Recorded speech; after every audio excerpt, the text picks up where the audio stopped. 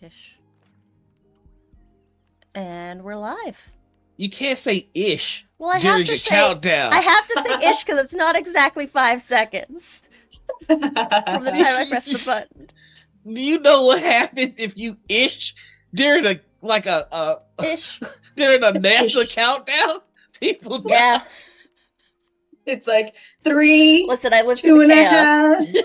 2 1/4. Houston, what the fuck are One you of these doing? days I'll get the timing exactly right, but not today, not ever. What is time? It's just a construct. Time is Yeah, just a construct, like just like gender. breakfast and gender. You know, to the person that created time and gender, go fuck yourself. Fuck yourself.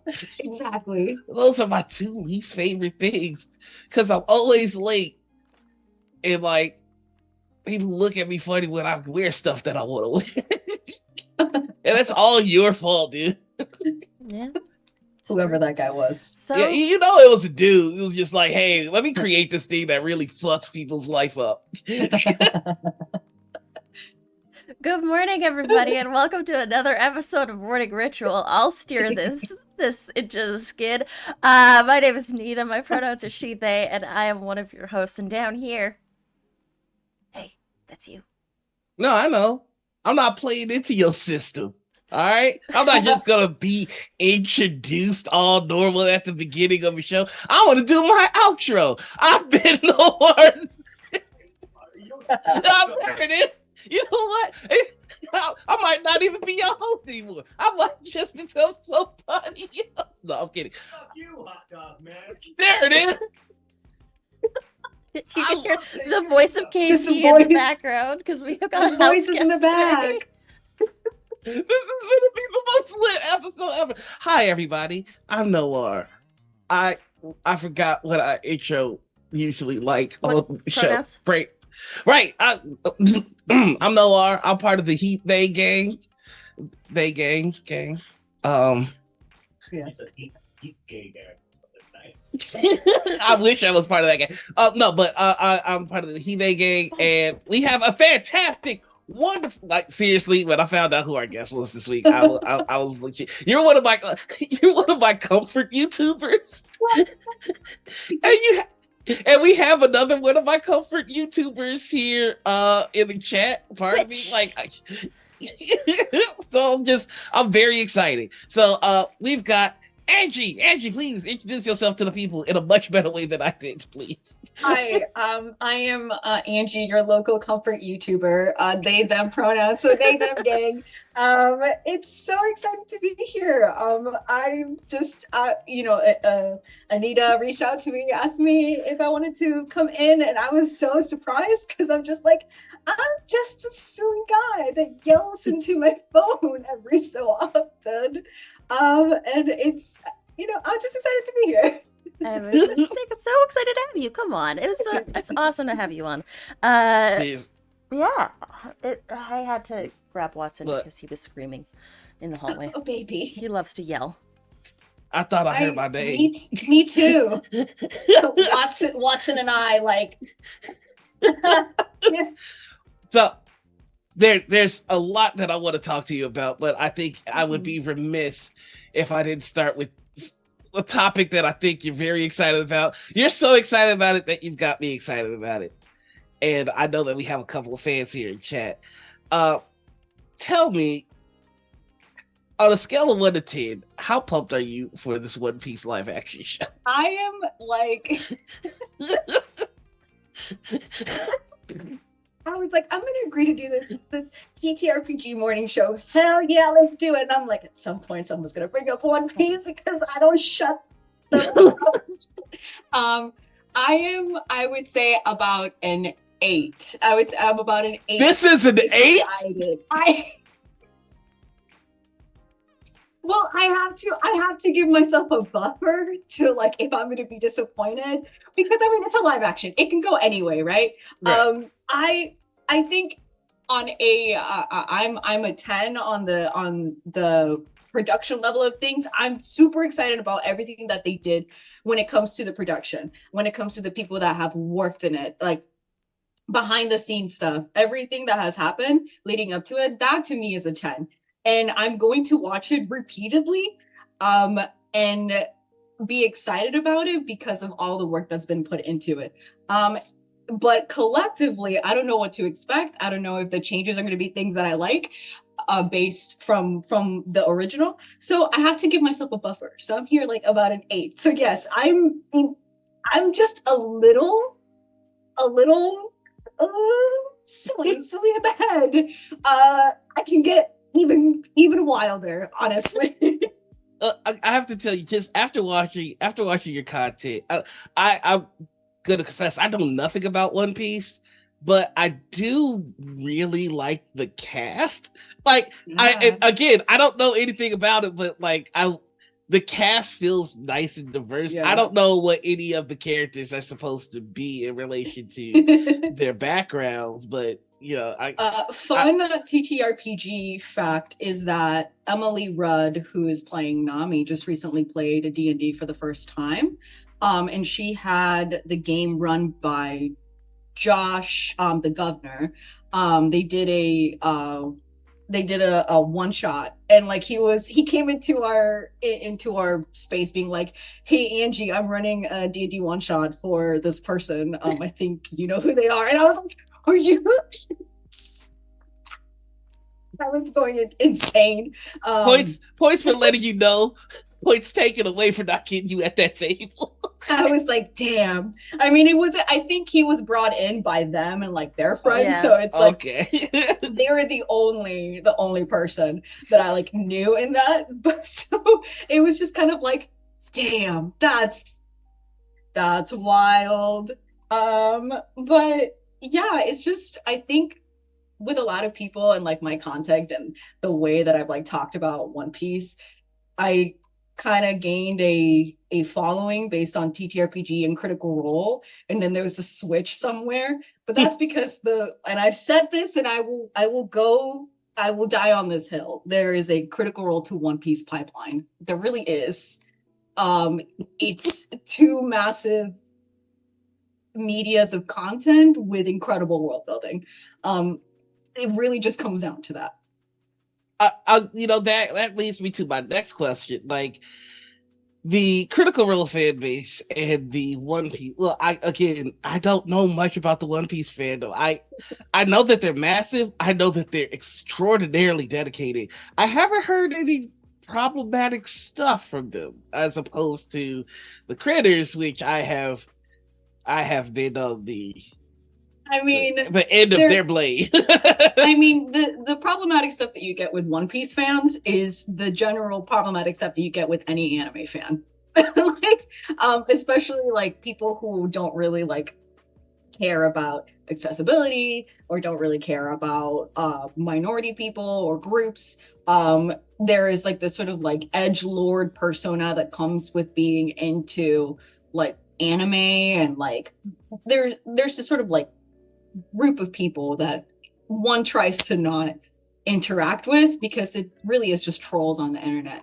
And that's what kept me away from something like One Piece for the longest time. And then it wasn't until Barnaby, who is on the chat right now, who was like sat me down and was like, okay, but you need to look at One Piece in a different way.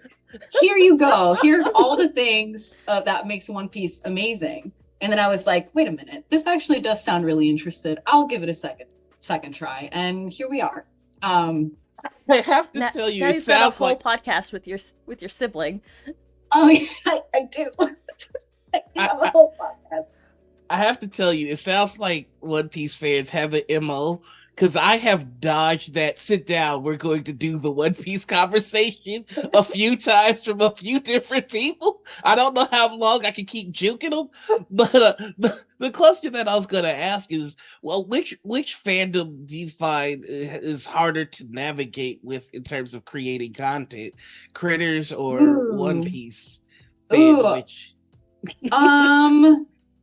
definitely One Piece. I feel like even with Critters being as they as they are about Critical Role, I feel like there is a more level of I don't want to say maturity. That doesn't feel like the right word, but it's such a Western frame of thinking that's very concentrated here in the West. Of course, they have fans around the world, but it is a very Western type of show. One Piece is a worldwide phenomenon, and because of One Piece being a worldwide phenomenon, you have to take into consideration fans from all around the world and spaces from all around the world that are ingesting these stories in so many different ways. And so I think it is much easier to navigate the critter space because there is kind of a general consensus of what is right and what is wrong. But in the One Piece fandom space and fandom community, it's so much bigger that it is a lot more important to curate your experience and curate the way that you interact with people. So I throw my things on the internet and on TikTok about my opinions on it, and I know I'm going to be dealing with some nasty people and individuals, and I've become a lot more comfortable with being like, I'm not even going to argue with you. I'm just going to block you. And peace, love, have a good rest of your day. Like, that's it. I mean, I think that is just a healthy way to deal with any sort of online nonsense. Absolutely. A question that I often ask folks that I personally discovered on TikTok is there's TikTok, there's Twitch, there's Twitter, and I think that brings its own variation of I just want to know, how do you keep your head on straight with dealing with these different levels of annoying people on different platforms? I just take breaks. Honestly. I just take breaks. Like, I feel like I did a lot of videos recently because of all like the One Piece live action stuff that came out. And then I don't force myself to be like, I need to make a video every day. Like, I have moved away from that mentality when it comes to TikTok. And then Twitter is Twitter is Twitter. Like, it's one of those things that I not monetizing anything there. I don't intend to. It is literally just it's like a dumpster of like, here's all my thoughts. And I'm there in my raccoon stool. And then I have all my other raccoon friends, and we're there sitting together, and we're just tossing around like the same ideas and things to each other. And then sometimes one raccoon comes in and it's like, you're wrong. And then I'm just like, and then you block that raccoon. Yeah. And then I'm just like, get off my dumpster. Like, pretty much that. And then there's the main dumpster, and then there's the not main dumpster, which is like, I gotta go to my other dumpster where I can actually retweet and like things without someone being like, who liked this? Yeah, so I didn't want to let the show pass without mentioning that you also do some really incredible art that I've seen. Oh, thank you. Yeah. And I'm wondering, like, is that something that you just kind of do for yourself, or do you open up commissions? Because your stuff is really good. So I've done commissions prior. I've done it before. I think with me, commissions can be sometimes hard because of work and time, and I need to be better about time management when it comes to some of those things. So if I open up commissions, because I know I'm in a healthy mindset of like, I know I can finish this in time.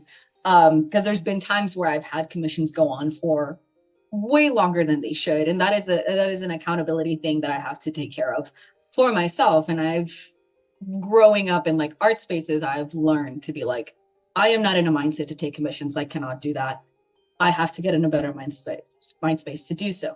Another thing is that I don't want to kind of shoehorn myself into a commission artist, because I do want to do art and hopefully animation in the future, be part of the animation industry in the future.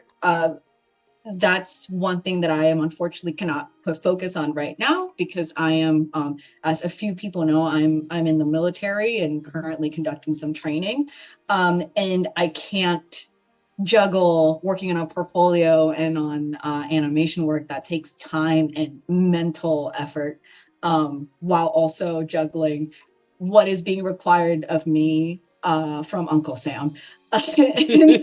So it's one of those things that I told myself, 2023, I'm going to finish that, and then when 2024 comes around, the end of 2023, fall, winter 2023, I'm going to start hit the ground running, start working a little bit more when it comes to portfolio work. And surprisingly, I've done a lot more art here in the space that I have with training than I did back home, because back home there's a lot of things that are being juggled, and here everything is so stringent that it's like, I know when I have off, so I can just take my time to do the stuff I want to do. Yeah, So it's I also just- kind of one of those things that you feel like you might do for relaxation that you don't necessarily want to monetize off rip when it's something like that.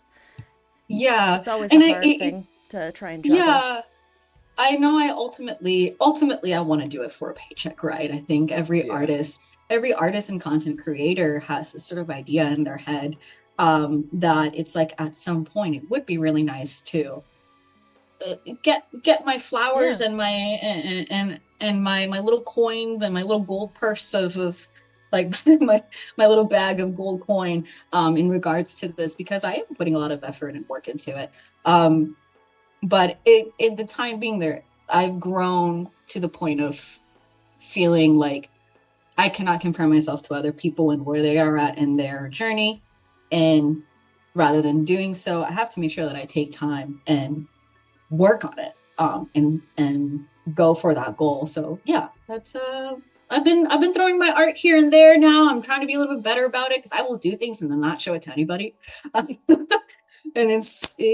I'm trying a little bit harder when it comes to that, because I would like to, in the future, if I get an opportunity to work in a TTRPG as an artist, that would be incredible as well.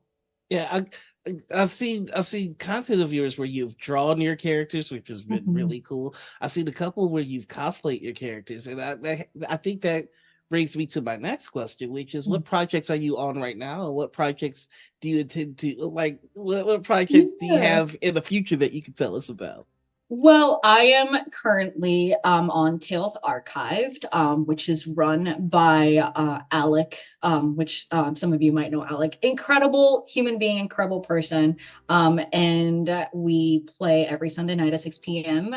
our campaign, Known Realms Tolesh. It is a 5e game, a homebrew game in the world of Ayosha, which is Alec's world, but his world and his imagination is just surreal and phenomenal. It is fantastic getting to be part of that and create with him and with the people at the table as well. So Blue Button, Lucilia Art, Lou, the governor, Josh, and then we also have Zen Meta. That's our main group of 5 right now.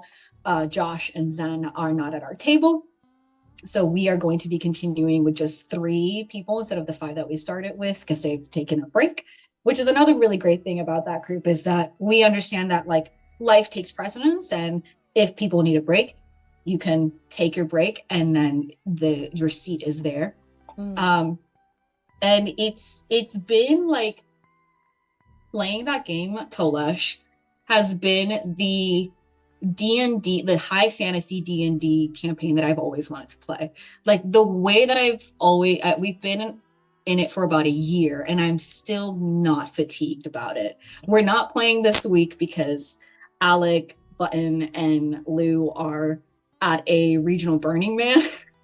I'm joking, because I'm wow, I can't believe we're following the Critical Role the Critical Role vibe of there's 1 week where people are gonna go to Burning Man. You talk about the Critical Role to One Piece pipeline. There's also a Critical Role to Burner pipeline. I swear to God. So they're over there in a regional Burning Man, and so I'm just sitting here what am I gonna do? I can't go to Burning Man. So but we'll be back next week, and then I have my podcast with my sister, which we are kind of taking a bit of a break right now because I'm here. It's called Two Sisters, One Piece. And I know the name always gets people, and sometimes people are like, "What did you say? What? What did you say?" And I'm like, "Yeah, that's the name."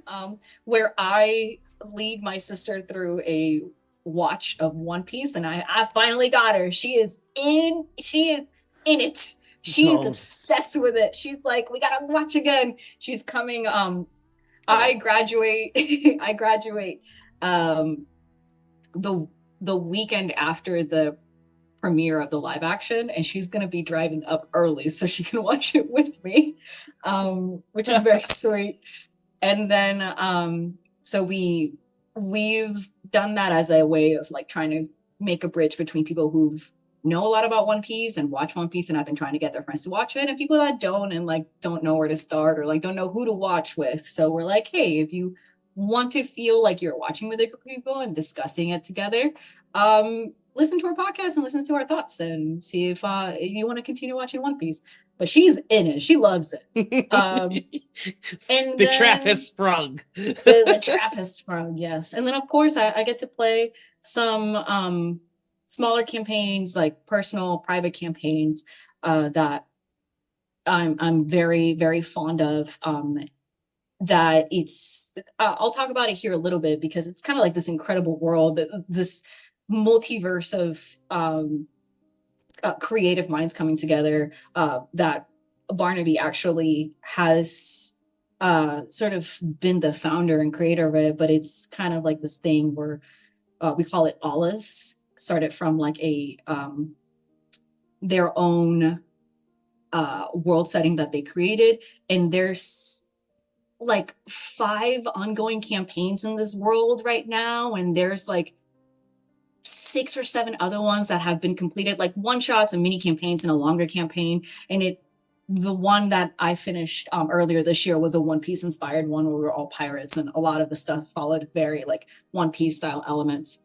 And that has been amazing. And I played a session last night for a horror style campaign that was being led by Wraither VO, Sam. That was just phenomenal. Last night was probably one of I experienced something in TTRPG that I'd never experienced before, which was kind of playing with, when you're in TTRPG, you kind of create your persona and you put yourself in the shoes of your persona. And there is this understanding that it's like you are that person now, right? And you kind of have to remove yourself from being your own person in order to embody that person and embody their choices and what they would do. Right. And this is a horror campaign that is hitting on a lot of meta ideas and themes. And it's surprising because Wraither he's a voice actor and he doesn't market himself as a DM or anything. He's a very kind of private person, aside from his thoughts on TikTok and his voice acting work. But he's an incredible GM storyteller when it comes to atmosphere and I've never felt like not fear but like intensity in a game until this one. And he did this thing where he's forcing us as players to be aware of our own agency as players while also having agency as our characters. It's so hard to describe, but it's one of those things that's like, I can't even, I wouldn't be able to do this with anyone with everyone. This is something that you have to do with people that you really, really trust. It's got to be the right group for something like that. Exactly. Especially like horror. Awesome. Yeah, it was incredible. Like last night I was having this moment of just like, what the fuck is going on? Like, what is going on? And by the end of the session, he did say, he's like, I just want to make sure I let you guys know if you have questions, if you feel like things don't make sense, it's not supposed to make sense right now. Like it is, do not gaslight yourself into thinking that you are doing anything wrong. You guys are doing amazing. And it's like, okay, thank you. And it's like, it's a safe space enough for us to like kind of hint on that. But I'm trying to see like how best to describe it. My character, we kind of did like a backstory thing yesterday because it was only 2 players that were available for the session. And there was a moment there's things happening where our minds are being our understanding of reality is being changed because of some entity, creature, whatever it is that is out there in the world, some force of will or power. And there are people that we are talking to, the characters that are being NPCs that are being conversing with us. And then he will just drop a little like description of like, and then you notice their blue eyes and how they squint, and we're like, blue eyes?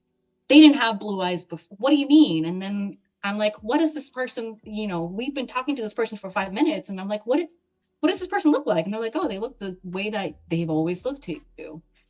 And then describe them, and it's like, that is not what that person looked like. Like two sessions ago.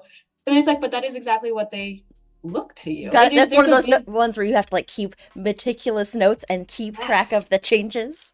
Yeah. And then there was this moment where I was like, Sam, I'm going to ask a question to you as a player, not as the character. What do I remember? What do I think of myself? Like when I close my eyes and I think of what I look like, what do I look like to myself? And it's like, because, you know, like when you look, and I quite literally did this, like you look away, I'm not looking at myself, but I know I am tan. I have brown eyes, I have dark hair, kind of curly hair, and I'm yay tall. My nose looks a certain way, my eyes look a certain way, and I can look at myself in the mirror, and that is exactly what I look like, right? So I had to be like, I don't have a mirror in front of me. What do I when I think about it, what do I look like? What do me, the player, like, what does my character think of themselves? Right. When they think of that. And then there was that moment of like, look the way that you always do, which was exactly how the character looks. It was kind of like that strange where you have to check in. That Undertale moment of like, despite everything, you are still you. Yeah. Yeah. It was kind of like there was some mind fuckery going on there, and it was incredible, like to just experience that last night. I went to bed thinking about it. I was tired as hell from a long day, but then I'm like, man, and this just exhausted me even more. I'm going straight to bed. Yeah. Oh, that sounds good. Oh, there's nothing more magical than an incredible GM. Yes. I'm gonna have to sneak my way into that table. But that brings us to one of the established questions that I have here, and it is a terrifying question to ask, but I do it for the people. Yeah. In the TTRPG space, there is a war going on between those of us who see these little guys as storytelling devices that you roll, and they tell you the results, and then you go about your day. And then there are other folks who see these as nom noms to be crunched on. Now, I know you might be thinking, well, they're candy dice. Can't they just eat that? And they would say, no, that's crunching. They want to crunch. I see you getting dice out. That makes me very nervous. So I have Everyone's pulling out their dice. I want to pull out my dice as well. I have to ask you, what side of this war are you on? Are you stop the crunch because they are a dental and choking hazard? Or are you crunch crew? I am on the side of why not both? Let me finish this. God damn it. Let me finish. Let me tell you something.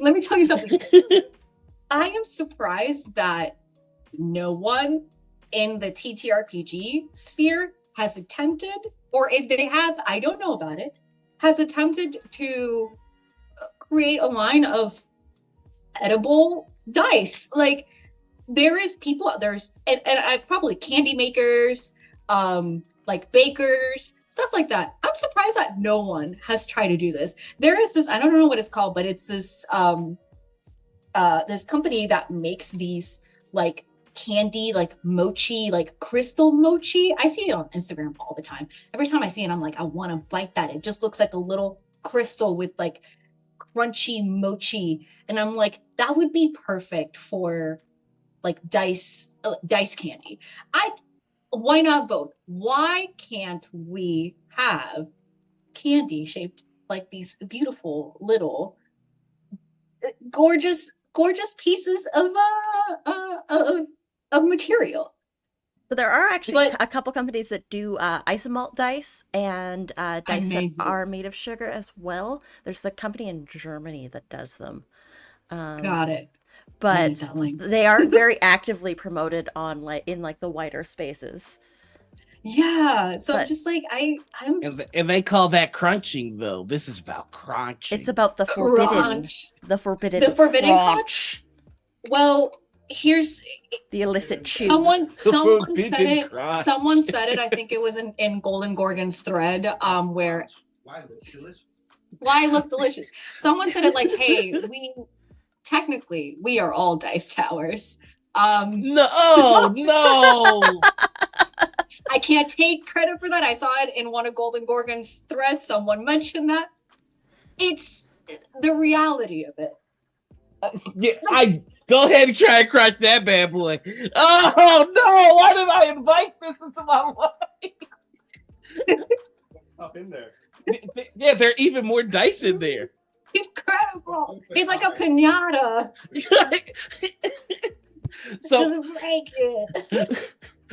I built we 3D print a dice, like a giant dice holder that is a 320.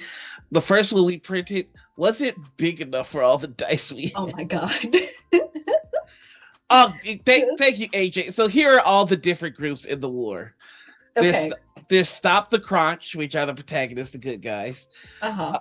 Also known as the Dice Defenders. Then there's Crunch Crew, which are people that want to crunch. Okay. Then there's Crunch Responsible, which are the cowards that are like, you can do Candy it as long dice as you're exist. responsible. Be responsible. Then Yeah. there's the Swallow Savior, which is I believe that was HTT Paladin's group, which is he only respects people that swallow their dice whole. Okay. Then there's there's Kappa's Let Them Die, which is you can crouch all you want to, but if you die, that's on you. Then there's Law and Jaw, which is Black Girl Mage. You can crouch die only if you go to law school. So you can defend yourself in court. Then there's the Prostitutes, which they don't like crouching, but $20 is $20. That is the matter of survival. Yeah, we've had a lot of weird answers to this question. Everyone's got to get that bag somehow, okay? It's damn. Crunch allies, people that are allied with those who like to crunch. Disgusting. Jawful neutral, those who have no opinion one way or the other. Mhm. Chaos Crunch. Chaos. Oh yeah. There's Jawful Neutral and Crunch Chaos. Then there's Cruncho Divergent, Which is which like, are, if it's a stim, sometimes you need to do a chew as a stim. that we allow it. Okay.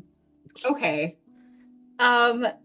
Where do I stand in all of this? I feel like there needs to be like, what is the x-axis, y-axis thing where like We you gotta know, make a crunch. crunch. Crunch, Yeah. no. crunch, no, and then what with the What's y-axis? the be? y-axis? Exceptions. Yeah, do the crunch, no to crunch, and then something's gotta get figured out there. Positive crunch, negative crunch, and then it's got to be something else on either side of the axis. Yes. So I feel, you know what, I'm vibing with Cruncho Divergent because I feel like sometimes you do need to do a little stim. That's okay.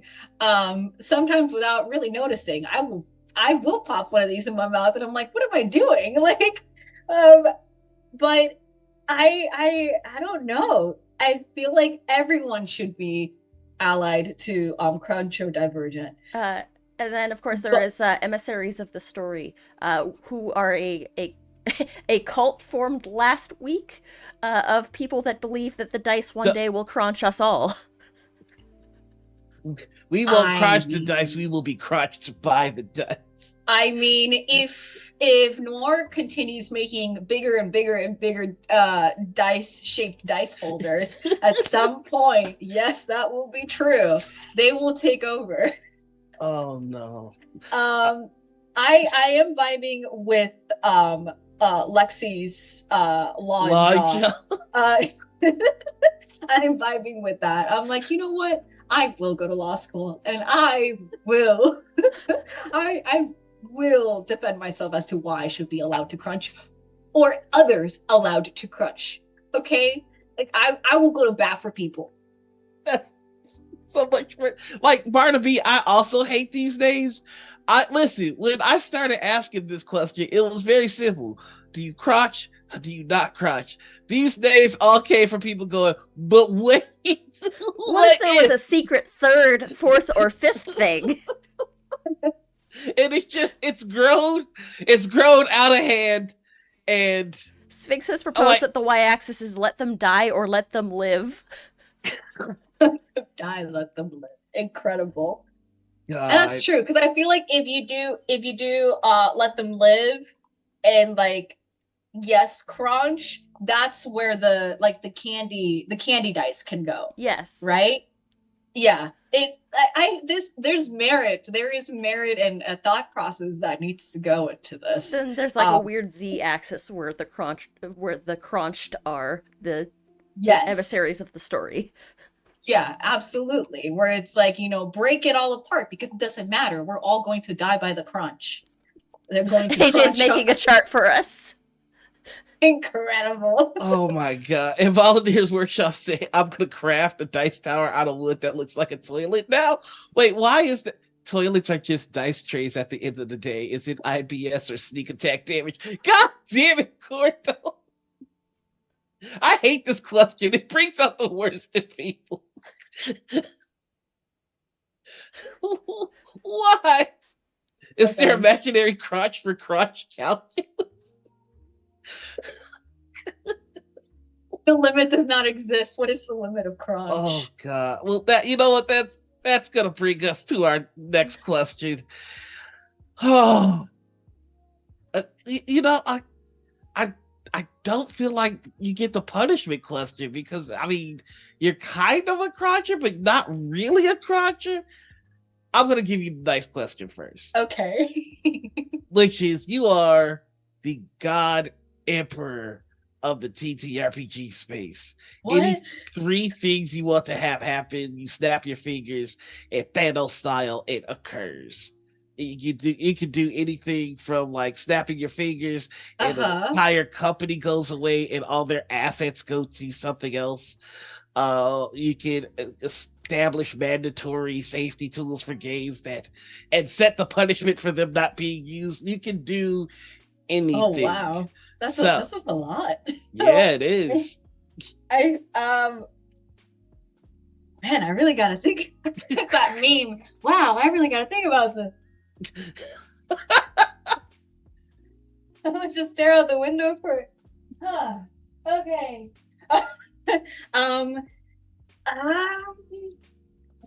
Well, I think you said it. I feel like if I had the power to like make something happen by just a snap of my finger, 100% accessibility tools for everyone. Accessibility tools in every game, as well as content warnings in every game, and in a way that is healthy and also effective without having to rely on the DM having to be the one to always do it.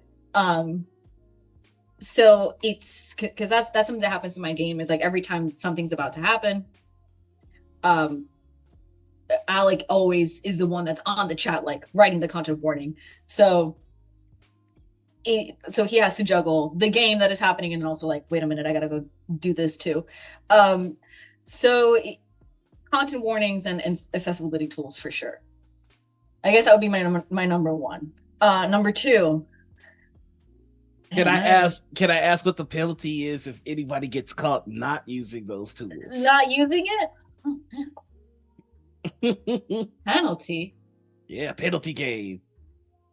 You know what? I am a benevolent god. I think they will have chances. I think people downplay the fact that they can do better, and people make mistakes, and especially in these spheres, for TTRPG, everyone has made plenty of mistakes. People have made mistakes over and over and over again, and it doesn't get talked about enough that oftentimes people are not allowed to rectify those mistakes without being put on the chopping block continuously. So I'm a benevolent god, and they will be given 3 more chances, and it's like, if you don't do it by the 3rd chance, then I'm sorry, no more TTRPG for you. You are kept out of here. And I guess that would be my way to go about it. I think people should be allowed the chance to learn from their mistakes. I really do like that. Mm-hmm. So and 2 more. Dang. Okay.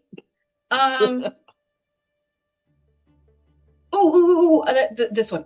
If you want to have a romance with a character, you are required to reach out to either the DM or the other player to always ask if this is something that is allowed. I did it myself in one of my recent campaigns, and it just creates so much more of a comfort and more of a safety feeling of like, okay, I can actually pursue this without feeling like I'm not allowed to. So romance is one of those things that people love in TTRPG spaces. If you want to pursue that, make sure that you check with the other person or your DM. Like, yes, DMs are like, I know all these horny players out here being like a goo goo gaga over milk mommy and daddy, like hot people, yeah. But I think it's very important to still reach out even to the DM to be like, hey, my character's very interested in this character. Please, can this be something that happens? And also allowing the other party being like, I love this, but I don't think that would be something they would pursue. So you can have your character try, but they will probably turn you down. So I think that should also be normalized. And then my third, what would my third be?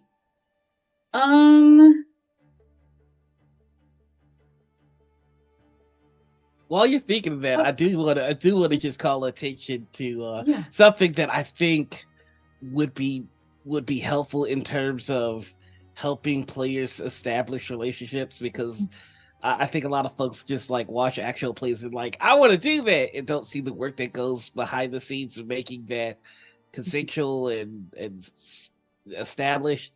World of Darkness is coming out with an entire guide to doing romance for the world, for their vampire setting called Bloodstained Love. Part of the book is that they're going to have romanceable NPCs and storylines that play into the romance. And like I hear nothing established, but there is a whole section on how to communicate between player and storyteller about how to run a PC to PC romance. So I love that. I hope if this is done well, that it's something that other systems consider. I love that. I love that a lot. I think that's going to be fantastic. I only ever gotten a chance to play Vampire once, and it was a stream where we were being taught how to play Vampire, and it was fun. Complicated as hell, but it was fun regardless.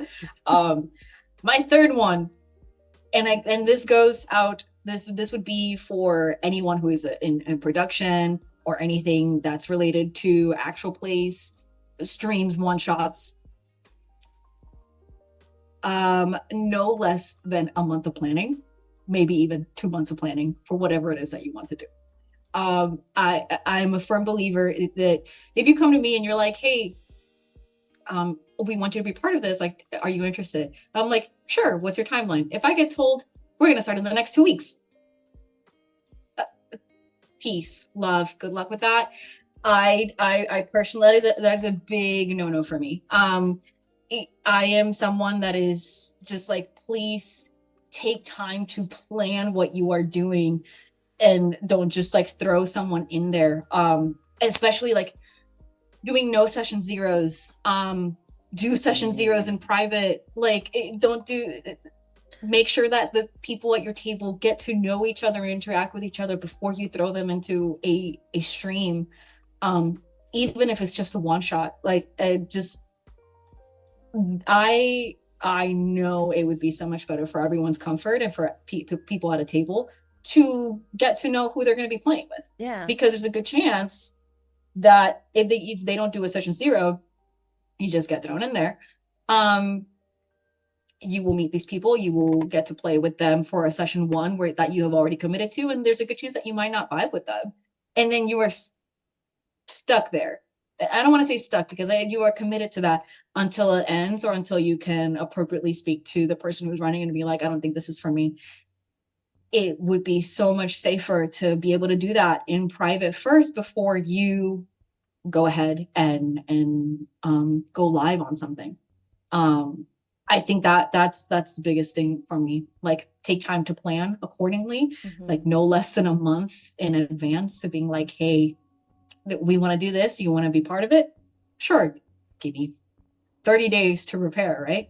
Oh, I lost your audio. Lost your sound. I think your mic cut.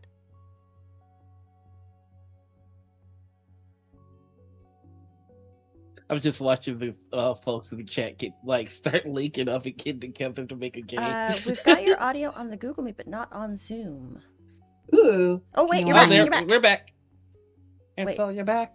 Ooh. Out of space. How am I now? Am I okay? Yep. Okay. That's weird. My microphone changed. How am I sounding right now? Is it kind of weird or You sound crystal clear. okay, perfect. But yeah, just I think that's very important. I'll get off my little box now. I think I actually kind of wanted to propose an addendum to that too. If you're playing as a guest, maybe see if you can do a session zero with the cast as well of a established table, because That is excellent. It's always good to set up to let people know like, hey, I'm here, I'm going to be playing this character, because like springing it on someone can be interesting.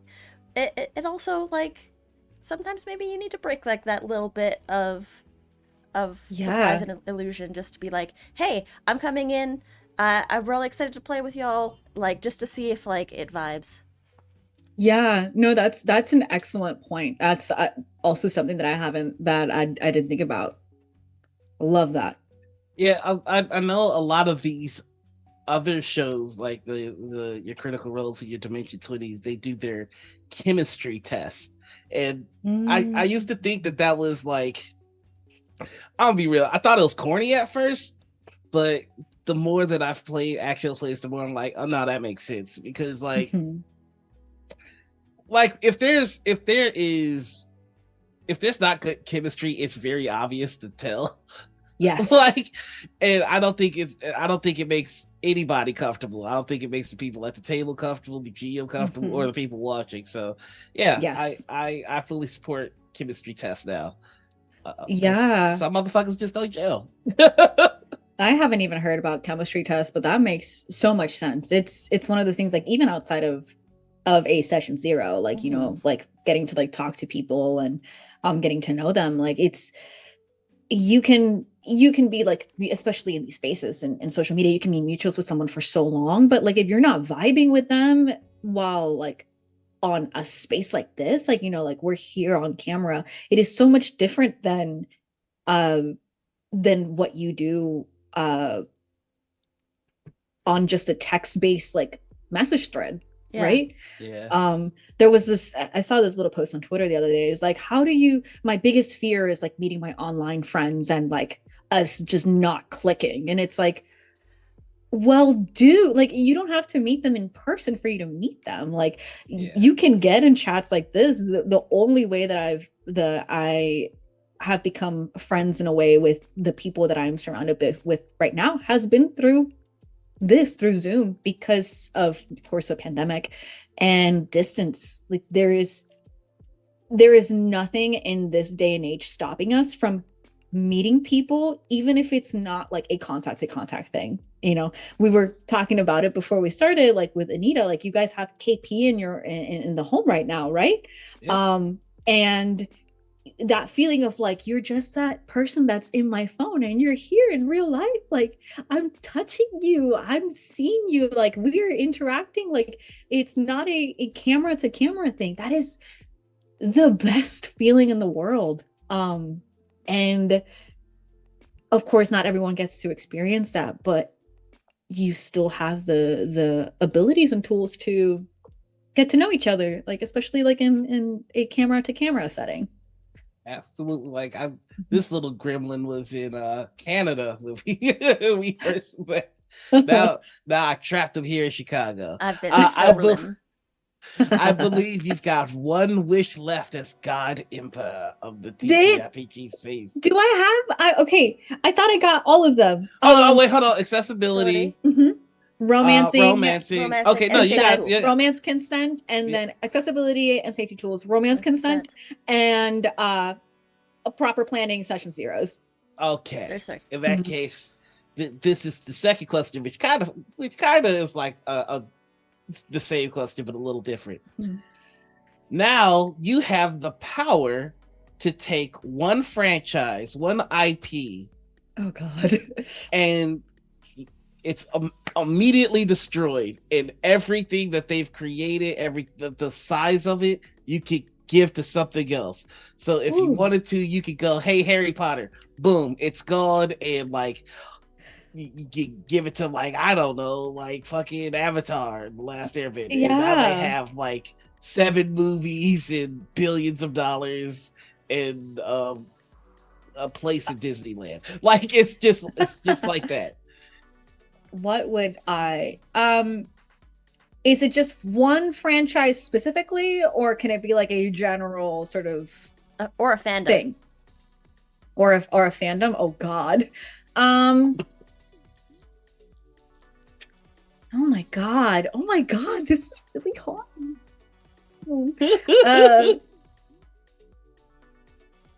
Damn.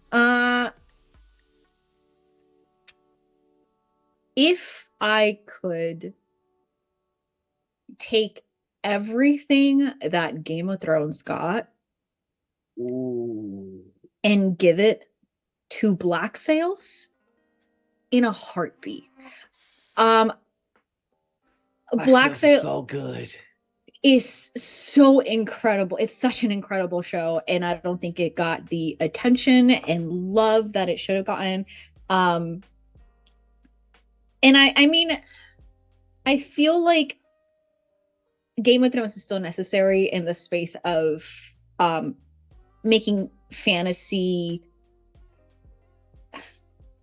I guess not really, because we have Lord of the Rings, and Lord of the Rings is like the biggest thing when it comes to fantasy, right? Like, you know, like Oscar winner Return of the King. And of course, Game of Thrones has achieved those things. But when it comes to dramas that can be dark and make you think and follow political and moments of intensity, Black Sails to me is on par with Game of Thrones, and I feel like it rarely ever gets the attention or gets spoken about. And it's 4 seasons long, and it was ended when it needed to be ended.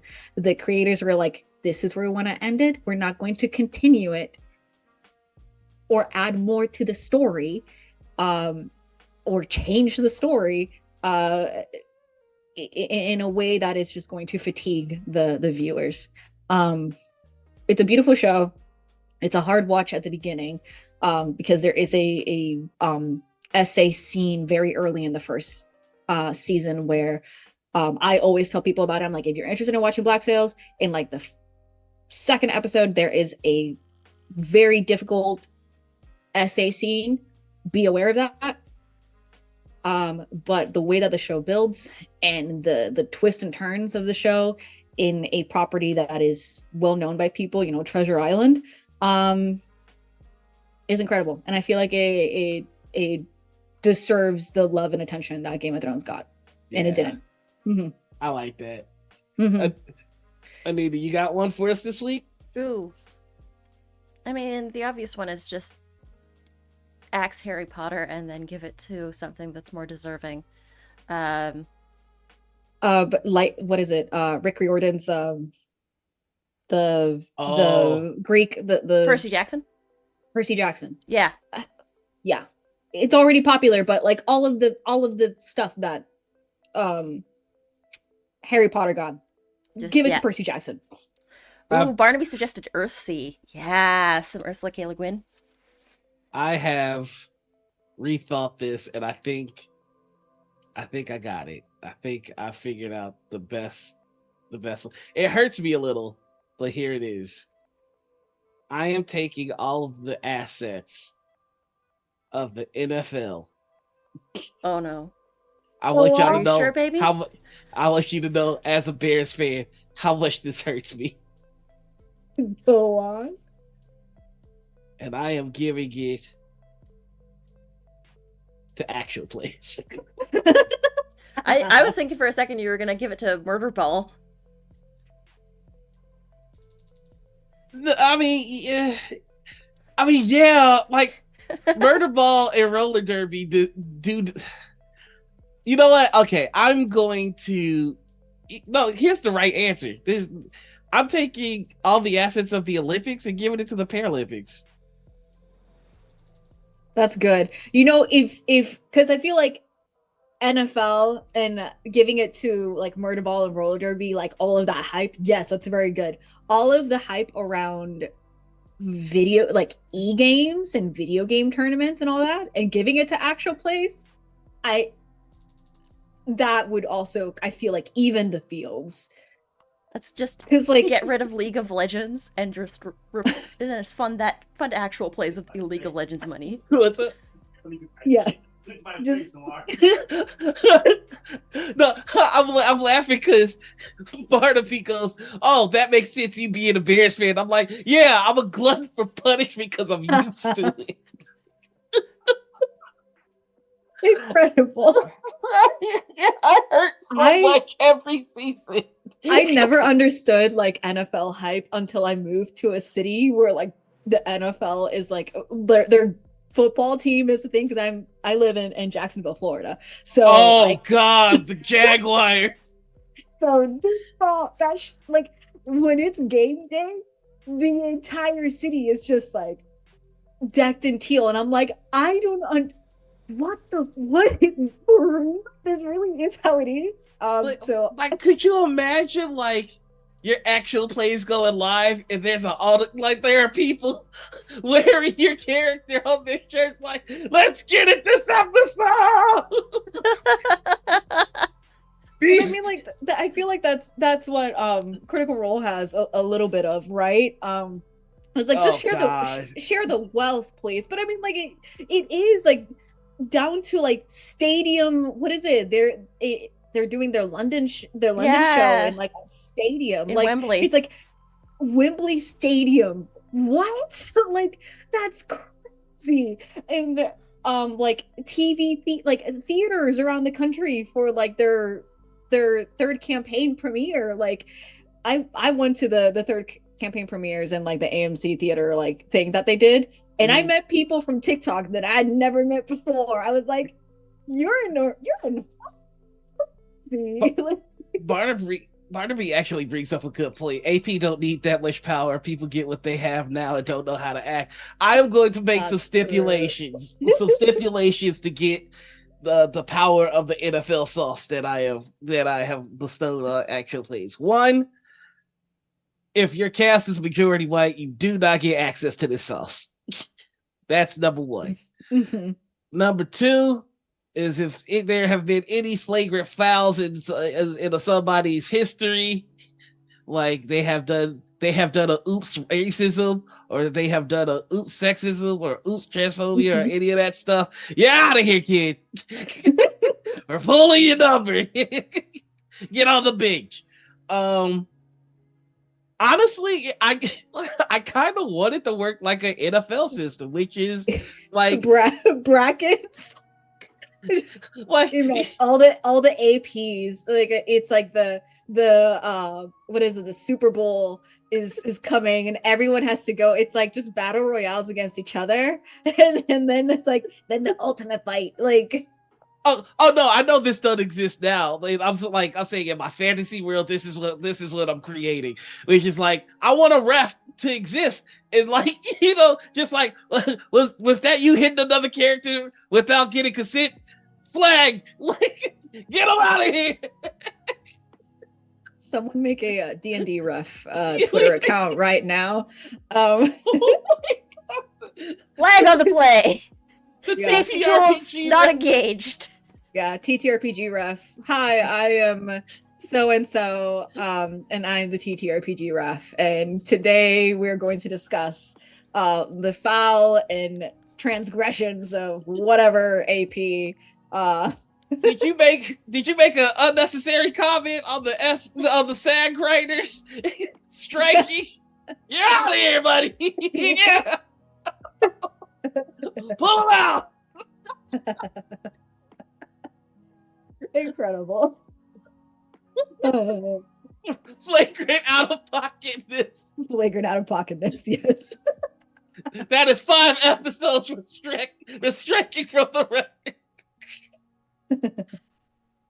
Incredible. All right, I guess I'll have to work on a TTRPG ref sticker. Yeah. I need the actual play ref.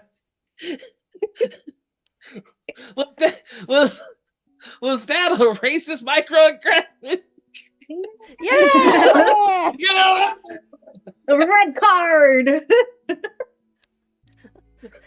You doubled down. Season ejection. Yeah. sorry, we've got you for misgendering consistently. You got to get out of here, buddy. You got to get out of here. You didn't respect the player or the character pronouns. Yeah, you're right. Why am I Outta here. apologizing? That's misgendering. Get the fuck out of here.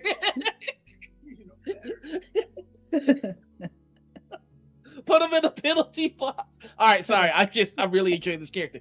That's good. We really need that. We really need an omnipotent TTRPG. You're on the bench for 3 episodes. So, my last question. Before we've been at this for like an hour and a half now, so we're gonna take a break soon. How did you find yourself in this space? Like I'm always curious. How did you end up in the TTRPG space? Surprisingly, cosplay. Cosplay. Yeah, I was playing, I was playing like my private like games at home. The first campaign that I ever played was one that I DM'd. It did not go well. But it's and I got in because a Critical Role really was like, the gateway drug. And I started watching it because as an anime fan, I remember watching it and being like, is that Travis Willingham? Like, I sat down and my friends were like, yeah, and then that's Liam O'Brien, the voice of Gara, and Matthew Mercer, the voice of Levi, and Laura I'm Bailey, like, the voice what of is Trunks. Laura Bailey? Who's Levi? Oh, Attack on Titan. Oh, Mhm. okay. And just I was like, interesting. Let me just sit myself here and watch this. And it was like early Critical Role too. I think it was like episode 11 or something like Wow. that. And I got really into it and I loved the characters. I loved Keyleth and Vex's design. And I was kind of into cosplay around that time, but never like in a way that was like intense, like let me put all this money into it. And so I liked Keyleth's design from like the very early campaign, and I made like the leaf armor out of Warbler, bought Warbler for the first time, worked on it for the first time. It was a hot Florida summer, so I hot glued a lot of things, so shit was Ooh. falling off of me. Not good. but I did get like recognized once or twice when I was at MegaCon Orlando, and it was a cool feeling. I'm like, oh, this has never happened to me. And so I did not have Twitter back then. I joined Twitter. I started following the cast and I started following all this stuff. And then I just kept up with like cosplay and art and um and just the critical role sphere. And then I kind of started moving away towards like other stuff. And the pandemic hit and TikTok became a big thing. And so I used to do a lot of cosplay on TikTok, and then I That's actually stopped. why I followed you initially, was your tiefling Really? cosplay. Or was it tiefling? Which Red, was it? with the scars? The red. Oh my god, that's my hobgoblin fan. Yes! That was why I followed you, was that initial cosplay that I saw. I'm like, oh my gosh, this is so cool, I have to follow. That's my hobgoblin fan, and I will go on a tangent on him if allowed. But it got to the point where like the pandemic just really killed a lot of my motivation for cosplay. And I just started just talking about Critical Role and TTRPG and more often, and like my opinions. And then it just kind of like built up from there.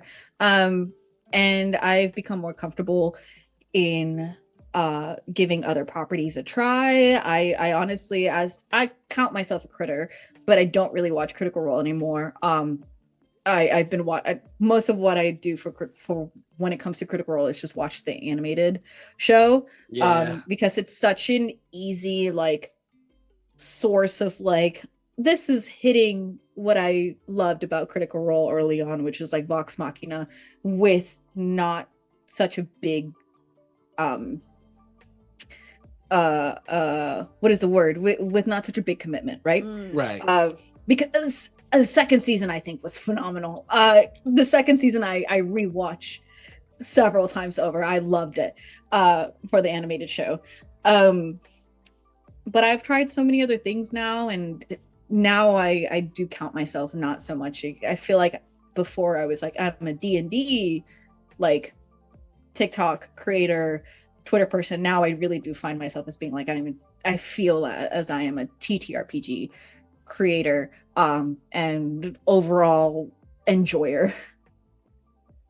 Yeah, there's just so much Critical Role now. I kind of tapped out second campaign where they were having Traveler Con.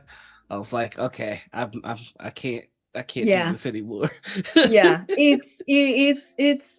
It's a lot. I used to tell people like, watch Critical Role, it's amazing, and I don't do that anymore. I really don't. I just like there's a lot to take in, and it's a big time commitment.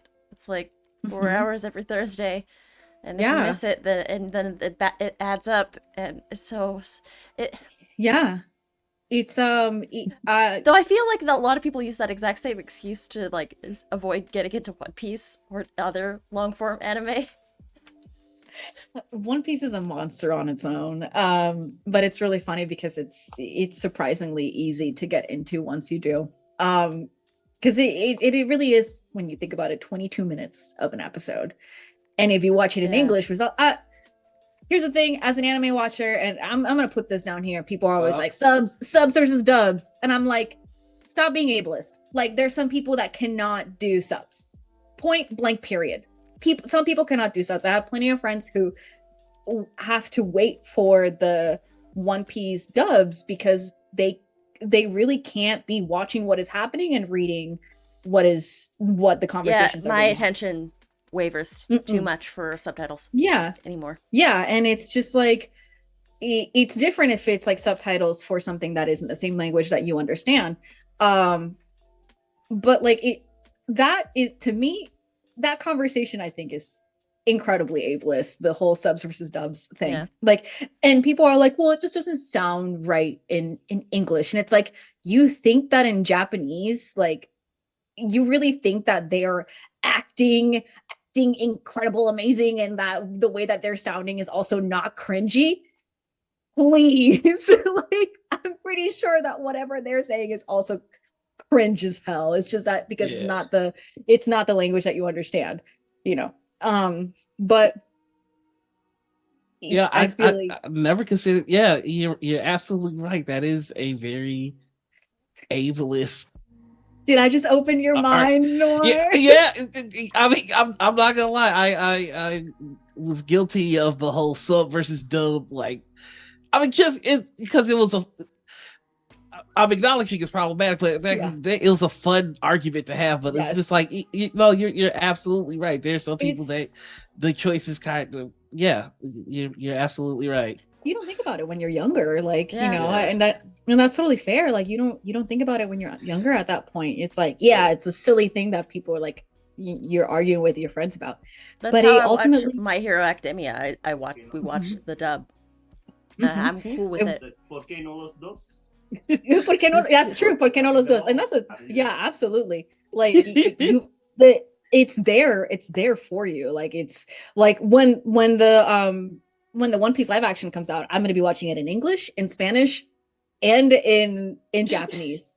Like y'all just watched was my brain processing what was said. Like, oh, why not? Why not? Porque no los dos? I was like, I know what these collections of words mean. Porque no los dos? I had to see that level of dumb. Incredible. No, it was a funny joke. I just it took. I know. Oh, okay, I should shut up now. I'm sorry. You're good. It's okay for you that they're fun. No, it's fine. I'm sorry. I'm so sorry to interrupt, Angie. Please continue. No, you're good. You're good. It's like it's that meme, like in the world and the math problems. It's like, oh, it's a different language that's being spoken to me. It was just a loading screen on my brain. The circle was turning. It was I very much like the Spanish Inquisition. I was not expecting Spanish. I was like, look, I know these words. Oh my god. But yeah, it's I think we went on a tangent. But yeah. No, but I think it was a very healthy tangent because there are things that that we have accepted in culture that we don't realize the problematic nature of it until somebody goes, hey, you know what? Maybe this isn't fucking cool. And like you provided that moment, and like I'm not gonna be like, yes, I agree, and I'm not gonna acknowledge that I was part of the problem. No, I was part of the problem. And I just appreciate that being called out. Holy fuck. I just, man, memes lead you down a dark road because that's what really got me into that argument was the memes were fire. It's just the memes, yeah. I just think that I'm so excited, like with it. I think the tangent that we went on is like the length of Critical Role versus the length of One Piece, right? And like, of course, Critical Role is in English, which most of us can ingest without having to watch. But then of course there are people who do need that visual aspect to also be watching it, to pay attention. Like some people can't just put it in the background and then not pay attention to what's happening, whether it be because of ADHD or any other number of attention deficit issues. So go ahead. Oh no, I was just gonna say you make a fantastic point. Now that I think about it, the only reason I got through campaign 1 was because I used to have a very long trip that I would have to drive every day, and so I listened to it as a podcast. And when I tried to watch it as a show, I couldn't do it. The thing, and it's funny because with One Piece, I was in school around the time that I started it, and a lot of the stuff that I needed to do for school was art-based. And I would have my little setup, my computer with my little screen with One Piece going in one end and then my work happening in the other. And I got through so many episodes while working with it. And even still, there was some points where I'm like, let me go back and like watch what's going on, because there are some points where like you do have to watch. Like, yeah, you can listen to Monkey D. Luffy's like goofy ass laugh and like not pay attention to what's going on, but then there's some points where you're like, wait a minute, how did we get from a point A to point B? And at least with the visual you can go back to be like, I remember this, I don't remember that. with Critical Role or any AP for that matter, like, thank God for who is the person who does the timestamps on their YouTube? King. Can we talk about that? Like, they started doing that voluntarily. Yes. And it's like, damn, like, blessings, peace, love, incredible. But like with APs, you can't really do that. Like, you can't really be like, wait a minute, what just happened? How did we get from point A to point B? You don't have a visual to like go back to be like, I can start here. You just have to keep sort of like clicking the 10 seconds back until like, wait, this makes sense. Yeah. But it's there is a time commitment that goes into some of these pieces of media, and I don't fault anyone for not getting into it and for avoiding it altogether. And I will be the first one to be like, don't be a coward, watch One Piece. But at the same time, like, I can't fault people for being like, it's too long. And I'm like, it's too long. But if I meet a Critical Role fan that tells me One Piece is too long, Something switched when he side eye. Bombastic side bombastic side eye. Like, aside from the fact that like you can kind of sell them, be like, Travis Willingham is in it, Matthew Mercer is in it, like Taliesin Jaffe is in it, like half of the cast is in this show. You can sell them on that. It's one of those things that it's like, bestie, there's a reason you like Critical Role to this point. The characters, the world building. Let's be honest, like, no one is watching Critical Role because of the game, the dice rolls. They're watching because of the story, right? Like, as that might be me conflating things, but like, people are watching it because it's a great story that happens through improvisational skills. And of course, a show like One Piece is not improv, but the characters, the story, the world building is incredible. I haven't felt about a cast of characters the way that I felt about Vox Machina when I got to the end and the show ended, or when they got to this point where like they're greater than what they started as. That is the exact same for the Straw Hat Pirates. And I wish to share that with people. And that's why I'm very much like, I talk about it and I yell about it all the time. Because I'm like, it's like watching a D&D campaign happening visually. Like, it really is. You're watching these level 1 characters go from level 1 and go through some hard shit. And not only that, have some incredible backstories. Like, you want to cry? You want to cry over people's backstories? You want a sad Nor, you want a sad man? You want the saddest man alive? You want the saddest man alive? Please. Trafalgar D. Waterlaw, Matthew Mercer's character. Like, that's all I'm gonna say. Oh, while we were talking, somebody mentioned like, they don't want to hear anything from Critical Role fans about how long One Piece is, and somebody brought up The Simpsons. So I decided to look. The Simpsons have 750 episodes. I did not know how many episodes One Piece has. It's 1,053 episodes. No, baby. It is the 1,069 episodes this weekend. Nice. Oh.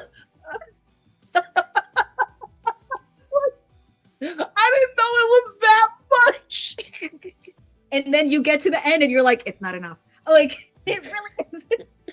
And it's faster to read it, but again, dyslexia, attention, sometimes it is not it is not conducive to people to like read manga. Like, out of shits and giggles, because like I feel like the two most devoted fan bases in anime are One Piece and JoJo stands, and there's only 190 episodes in JoJo. Of JoJo, oh man, I would say like the biggest beef. The biggest beef in anime is definitely One Piece, Naruto. Personally, Really? I think so. And like between Naruto and One Piece fans, oh man, like it's just it's so annoying.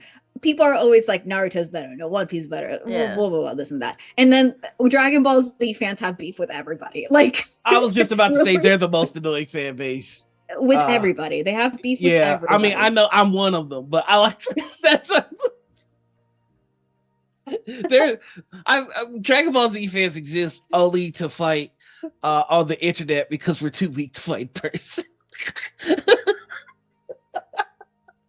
Incredible. Can't solo Goku though. Thank you, Barnaby. I mean, the heart. Listen, here's how I judge a person. Sailor Moon can solo Goku. Thank you very much. I was just about to say, like, if you're a Dragon Ball Z fan, if you can't acknowledge that Sailor Moon solos the entire Z fighting lineup, then you're not being realistic because she can do the most unfair, unreasonable shit. She is the most OP character in all of anime history. As long as there's a little bit of hope in the universe, she can't die. Yeah. She can kill you and bring you back to life. She can remove the evil from your body. Yeah. And she is allowed. Thank you very much. It is Usagi's right. Oh, we're drawing out some passionate feelings from chat. We got Saitama solo Sailor Moon. Who said that? Barnaby. Saitama who?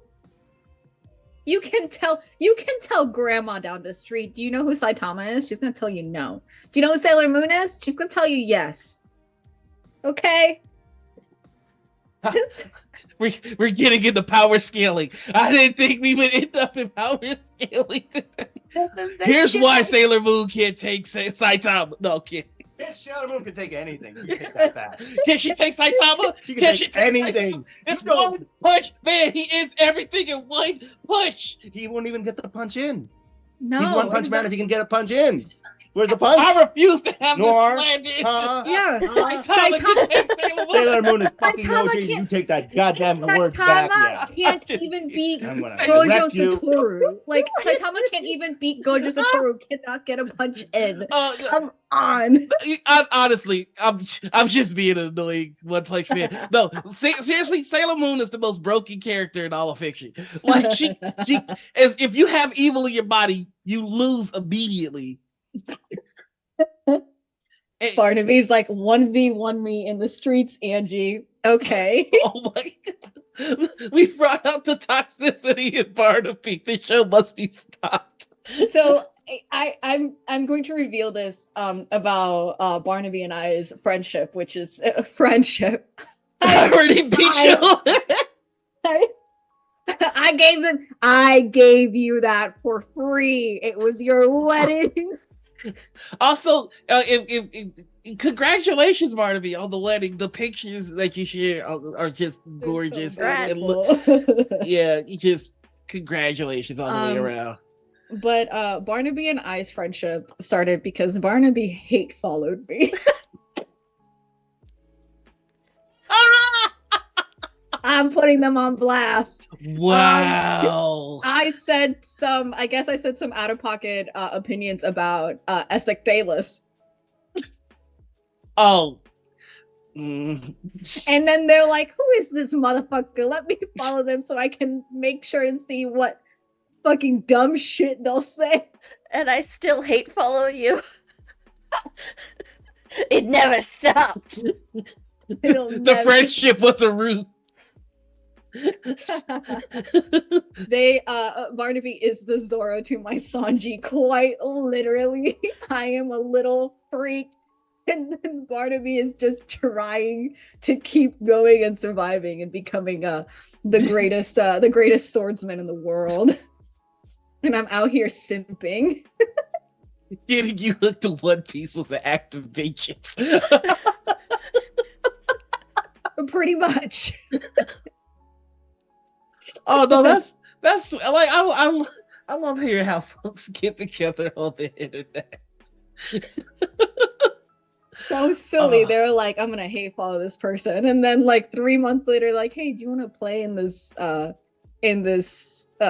moving castle inspired cottage core campaign? And I'm like, sure. We did it, and we've built so many worlds and characters out of that, and it's been an incredible journey so far. But what a ride it's been with Barnaby. I do have to say that's another person whose art is just so cute. I just love it so much.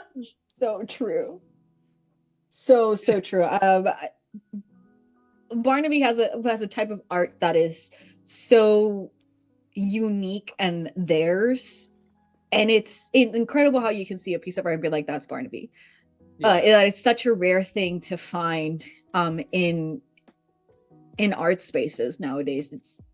You can see it, and the way that they've grown from when I met them to where they are now, it's surreal. And like, they draw every day. Like, you can follow their social medias and just see they will have a doodle a day, an art a day, and having the ability to do that and pull that off, their mind is so big.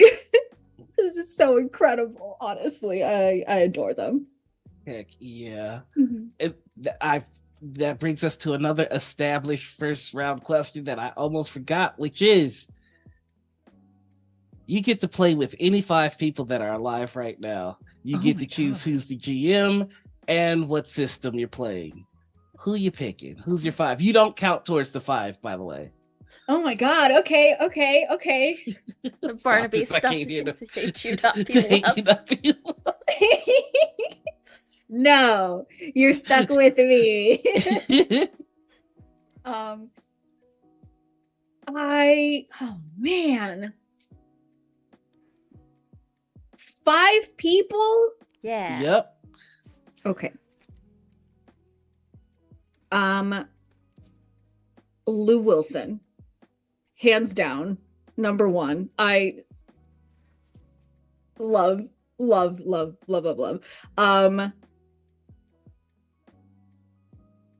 This is gonna sound crazy, because this is no one in the TTRPG sphere but my sister. And I'm actually she's gonna get to play soon. I'm actually gonna be DMing for her. Heck yeah. And I know she's just, her mind goes places. I know she's gonna do great. Let's see. Oh my god. This is so hard.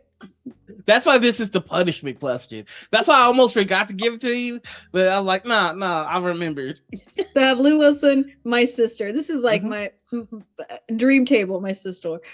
I'm honestly. I'm sorry. Gonna, my bad. Well, I'm gonna throw Barnaby in there as well. Mm-hmm. Because truthfully, any chance that I get to play with Barnaby is a dream. They're sometimes forever GM, and getting to play with them is always fun. And then what is there?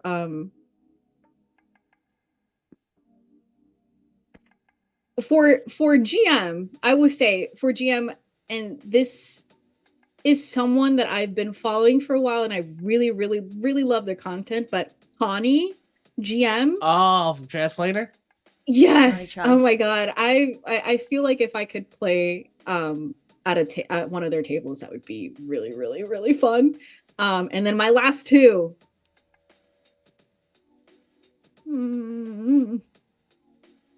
My last 2. This is so hard. I don't know who else. I know there's other people, but at the same time, I'm just like, ugh. Yeah, your brain goes blank when this question comes. That's why. Yes, I love watching folks answer. Yeah. Robbie Damon. Yeah. Love Robbie Damon. And honestly, Laura Bailey. Love. I think every single character that Laura Bailey does is a gem and a dream. But yeah, I think that would be a fun table. That would be a pretty lit table. Laura Bailey to me still has one of the most MVP moments of all time. The cupcake. The cupcake. Like that was like watching an ESPN top play of the game. Like it was just like there's no way this is gonna go down the way it's going down. And then it did. Truly. What game are you playing and who's GMing?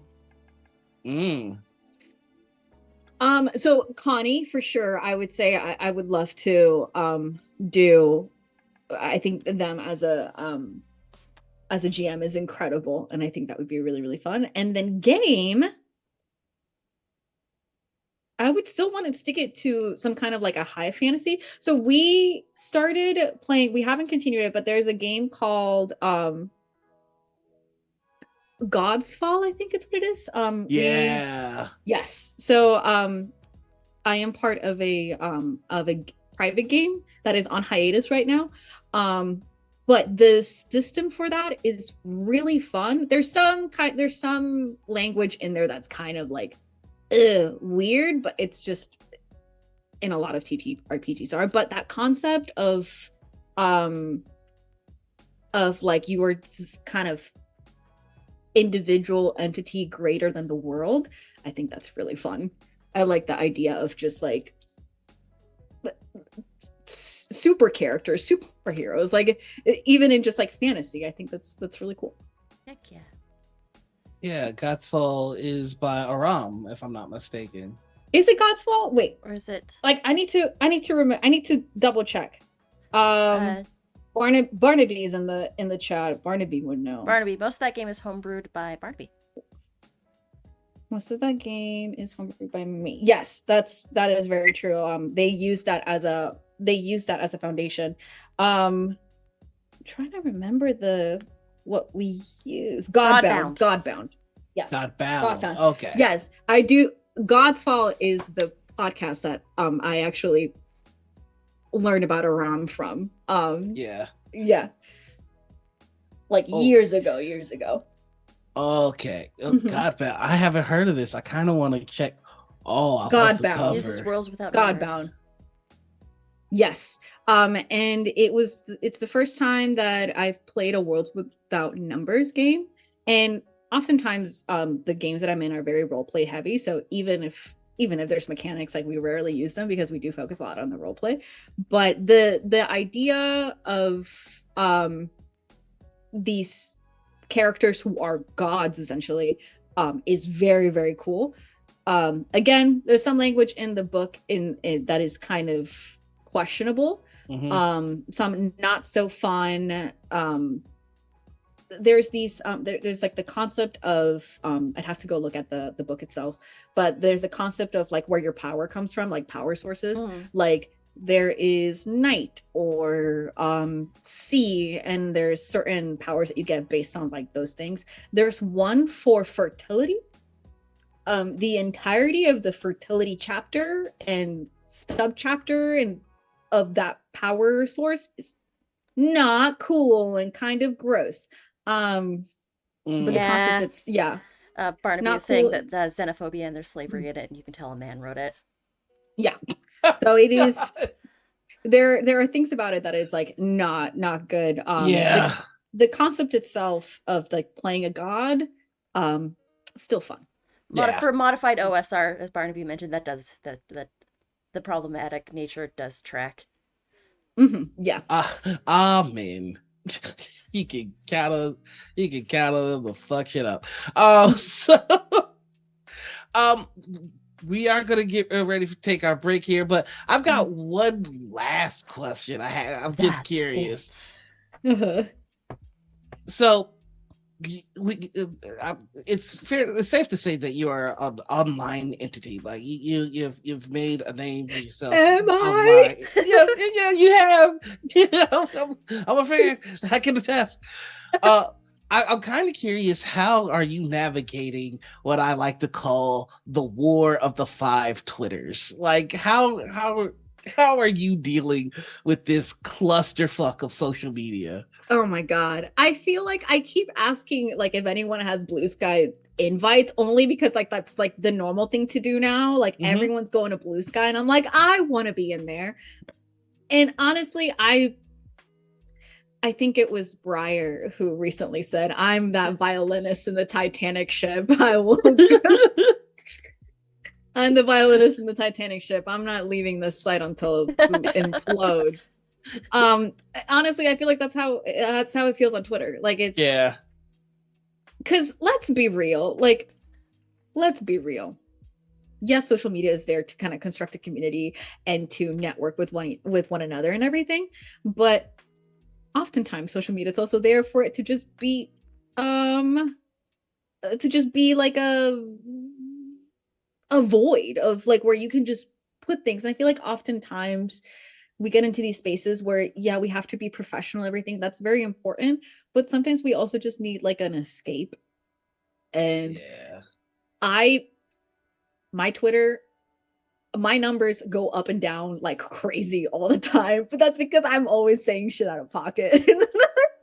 I'm always either saying shit out of pocket or really just sharing the things that make me happy, that bring me joy. And that's not for some people, and that's totally fine. But it's fun, and yeah, there's like all these different social media sites now, and people are trying to get into it and trying to like restart, but it gets to the point where like I don't want to restart all this. Yeah. I gotta start all over. Darn, this is rough. Like, Not everybody can hate follow you like Barnaby did. Yeah. It must be nice. Apparently, you ruined Barnaby's algorithm. It's all the Soundgy content. Yeah. If I go the rest of my life without seeing Miguel O'Hara, I'll die happy. That one's not me. I'm not the Miguel O'Hara girly. That's your best friend Briar. Go talk to them about it. Yeah. Some of these Miguel O'Hara TikToks are getting a little out of pocket. Well, maybe they shouldn't have made him look the way they did. It's I'm a just collective saying. problem. He should have been dressed like terrible. We're not gonna slut shame Miguel O'Hara.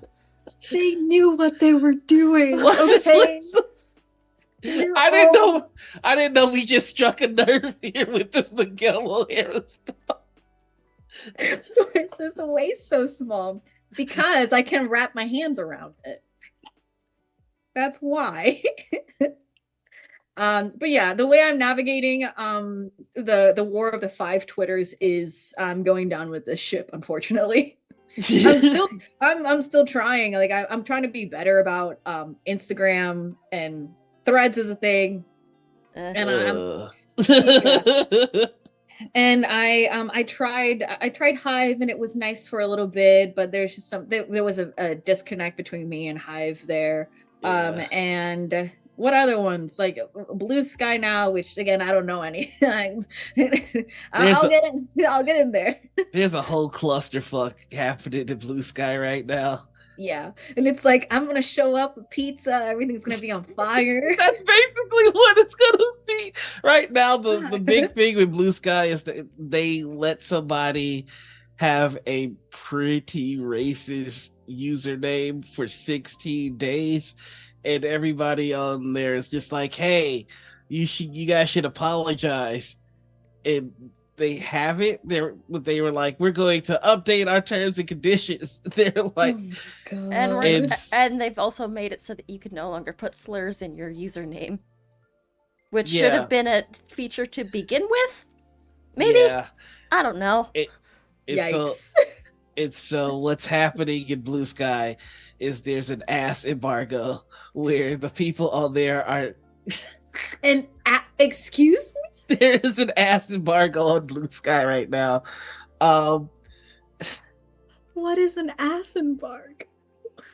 the slogan is, we won't show ass until you show class.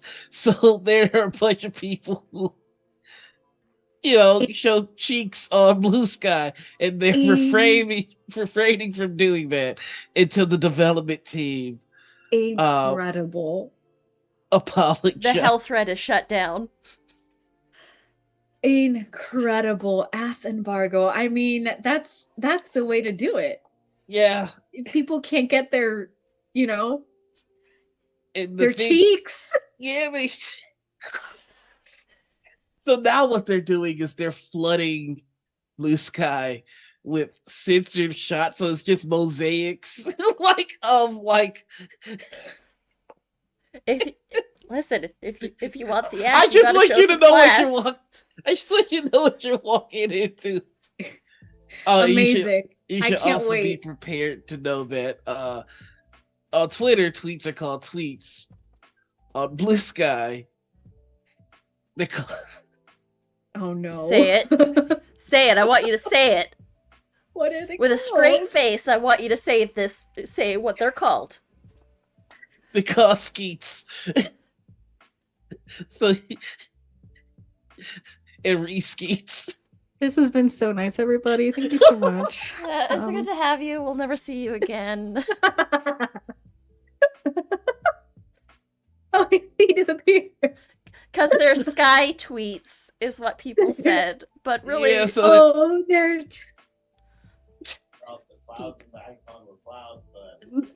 those were the clouds you were looking for. incredible. So Can't wait. yeah, it's pretty. the skeets. So I just once you're able to make it over, I just did want you to be That I that reminds me of like I think it was like the Kids' Choice Awards when Twitter was like just kind of like getting to be big, and then they had what's that one girl, the one that was in Drake and Josh, who has her own show, Miranda Cosgrove. I remember they had like this whole iCarly. They had this whole bit where they were talking about Twitter, and they were like hee-heeing about like you make a tweet, like they weren't supposed to say that, like. I always think about, did I imagine that? I feel like people were like, the word tweet was also a bad thing. I don't know. I think we can make skeet work. It's okay. Skeet. I just can't wait for the day where a politician has to seriously look in the camera and acknowledge his skeets. I'd like to talk a little bit about the skeets that you've seen over on Blue Sky. And maybe some of the re-skeets that I've been posting lately. These skeets are dangerous and slanderous. These skeets are getting out of hand.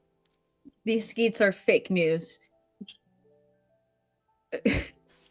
I'm here to address the misinformation that you found in some of the skeets that have been posted to several members of our caucus's that have liked and Blue Skies. retweeted. They've liked and re-skeeted. Re-skeeted. Listen, it's hard to fake a skeet. Yeah. We are sharing the skeets privately. I hope you know, Barbie, we're going to try and get you on next, and I don't think we're doing a good job. We're not really doing a good job of selling this show to the outside viewer. But we should actually hop on a quick break because we've been at this for almost 2 hours now. 2 hours. We will head to break and we will go get some hydration. Everybody go get a snack and we will see you in about 10 minutes. Get some water. Go hydrate. See you in a bit. Bye. We're gonna sit. Let's do it. Hello, everybody. We're back. We've got a very special guest host. My name is NoirEnigma, and I am the most coolest person in the world. And clearly, this is my show. Yes. Who's KP? Woo! What is KP? Those are just random acronyms saying what? What does that even mean? Who's this random dude that's just taking over our channel? To be. Noir the beard Noir the- suits you. You know what? He could definitely pull off a beard. So luscious. I think he. It's all of the praise. The praise just goes into the beard. It's just, Amazing. everything just flows here, and the more you praise me, Release. the better it becomes. It just becomes more Incredible. luscious and just longer and just So yes, Release the care. Release the care details. Yeah. Honestly, I mean, just genetics, I guess. Just genetics. I just blame it on the DNA. Damn. Sometimes Sometimes people just get. Sometimes people just get everything. Everything. My daily dose of DNA. I just inject some into the ear. I just rub it into the beard, and then it just works. Like, or they keep saying genes, right? It's all in the genes. I just wear better I just wear better pants, and then magically grows a better beard. All of these genes. It's all in them genes. It's all in the genes. Incredible. Oh God, Noir was a scroll the whole time. Yes. Oh man. Oh, what does that make me? Am I the scroll? The scroll. It's the secret invasion. KP was it all along. It's all thematic. We're all following one theme in this industry. Yeah. Oh man. Well, I am absolutely. This was not part of the plan. No, it wasn't. I had no but intention of actually taking you over this stream. Help me. What the F do I do? So the welcome into the second half, affectionately titled the Dark Roast segment. We just talk shit about Noir. I'm just watching Noir just giggle over here off camera. I'm having a lot of relationship dynamics to deal with right now. Thank you, Boldar. Glow up part of me? Glow up? Look at that, dude. Look at you. Listen, okay. You listen. You guys think that I'm apparently a glow up for Noir. I'm gonna let you know that we're about to have a photo shoot tomorrow, and this guy is gonna look absolutely on fucking point. And it's not because of my photography. It will be just because of who Noir is. All right. And people don't need to understand. Okay. I need to clear this for everybody. Yay. I need to clear this for everybody as a photographer. Every freaking person is photogenic. Every single one of y'all is photogenic. I promise you that every one of you, I don't care what your body shape is, I don't care what your skin color is like, I don't care what anything else about you is, every single one of you is goddamn photogenic. And the only reason your photos probably don't look like what you want it to look like is because it is our job as a photographer and we failed you. That is all. It is absolutely on us to make you look your photogenic self. Because I promise you, even by societal standards of what is considered, beauty, if you don't have a good photographer, they're going to look like shit. They're going to if you don't know how to work with people and work with their body type, they're going to look like shit. So it is not on you guys. Have the confidence in yourself. Know that you can have a great photo, and it just means is communicating with your photographer and finding one that knows how to deal with you. That's all it is. And I do my best. I'm not going to say I'm perfect. I'm going to fail sometimes, but that is on me, not on you. I love this. This gives me so much. Oh man, this is just making me miss all of my cosplay and con days. I miss it so much. I'm trying to get back into that. But I'd love to see your cosplays. That'd be amazing. Again, can I ask what type of cosplays you do or used to do? So I used to do a lot of Critical Role. So I did Keyleth. I did Vex once, and then I did do the Adventure Zone as well. So it was Taco or which one? Which character from? I did a Kravitz. Okay. I did Kravitz. And when Kravitz design for the comic book came out and it was a black man, I decided to stop doing Kravitz from then on. But this was definitely early on when Kravitz didn't really have a design. And then after that, I was like, okay, this is not a character that I need to continue cosplaying. But while I did when I did do the character, it was very fun. Especially doing like the makeup, like the ghost makeup was really fun. So yeah, love that. And then and like little things here and there. I didn't really get to do much before. I was really getting into cosplay during the pandemic. Not during the pandemic, before the pandemic, and then the pandemic hit, and I'm just like, yeah, it's hard. Yeah, yeah. But now that I mean, I can't say things are normalizing, and I don't know when that will even be. But since you are talking about wanting to get back into it, is there a cosplay you would like? What is your debut cosplay? Like, this is going to be the thing that I want to just burst through the scene. Like, we were talking about how Noir has this doorway with a curtain on it, and how in the future we wanted to make it into like little bead curtains and have like a smoke machine, as if though you're making a WWE entrance every single time. Yeah. So what is that WWE entrance for you with that cosplay you want? My return into cosplaying, which I have, it's crazy because I have all the fabrics and everything. I just need to make it. It's Yamato from One Piece, which this is a character that has a lot of conversation around him because he is a female-bodied character, very deliberately a female-bodied character, but uses he/him pronouns and is very actively shown as regard me as Kaido's son, regard me as a man. And there's a lot of conversations around that character, but their design is so cool, and they're just like he's so like super strong and super badass, and also just like really hot. And I'm just like, when I get back into this, I'm gonna do it. Yamato's so fucking good. Okay. I don't know how much of an incentive this will be, but hopefully this will incentivize you. If you do this cosplay, I would love to do your photo shoot for it. Crazy. Okay. KP, what if this was my last straw on a positive? I'm gonna break this camel's back, man. Let's break this camel's back together. I will hit you up. Yeah, we did it. I will hit you up in the way that I'm just like, I have the most gorgeous fabrics and everything, and do it. This cosplay. Okay, bringing it back together. I will not forget about this. My favorite thing about this is this wholesome interaction is happening while chat is fighting about wings and what to dip them in, ranch or blue cheese. I have no. Ooh, what is yours then?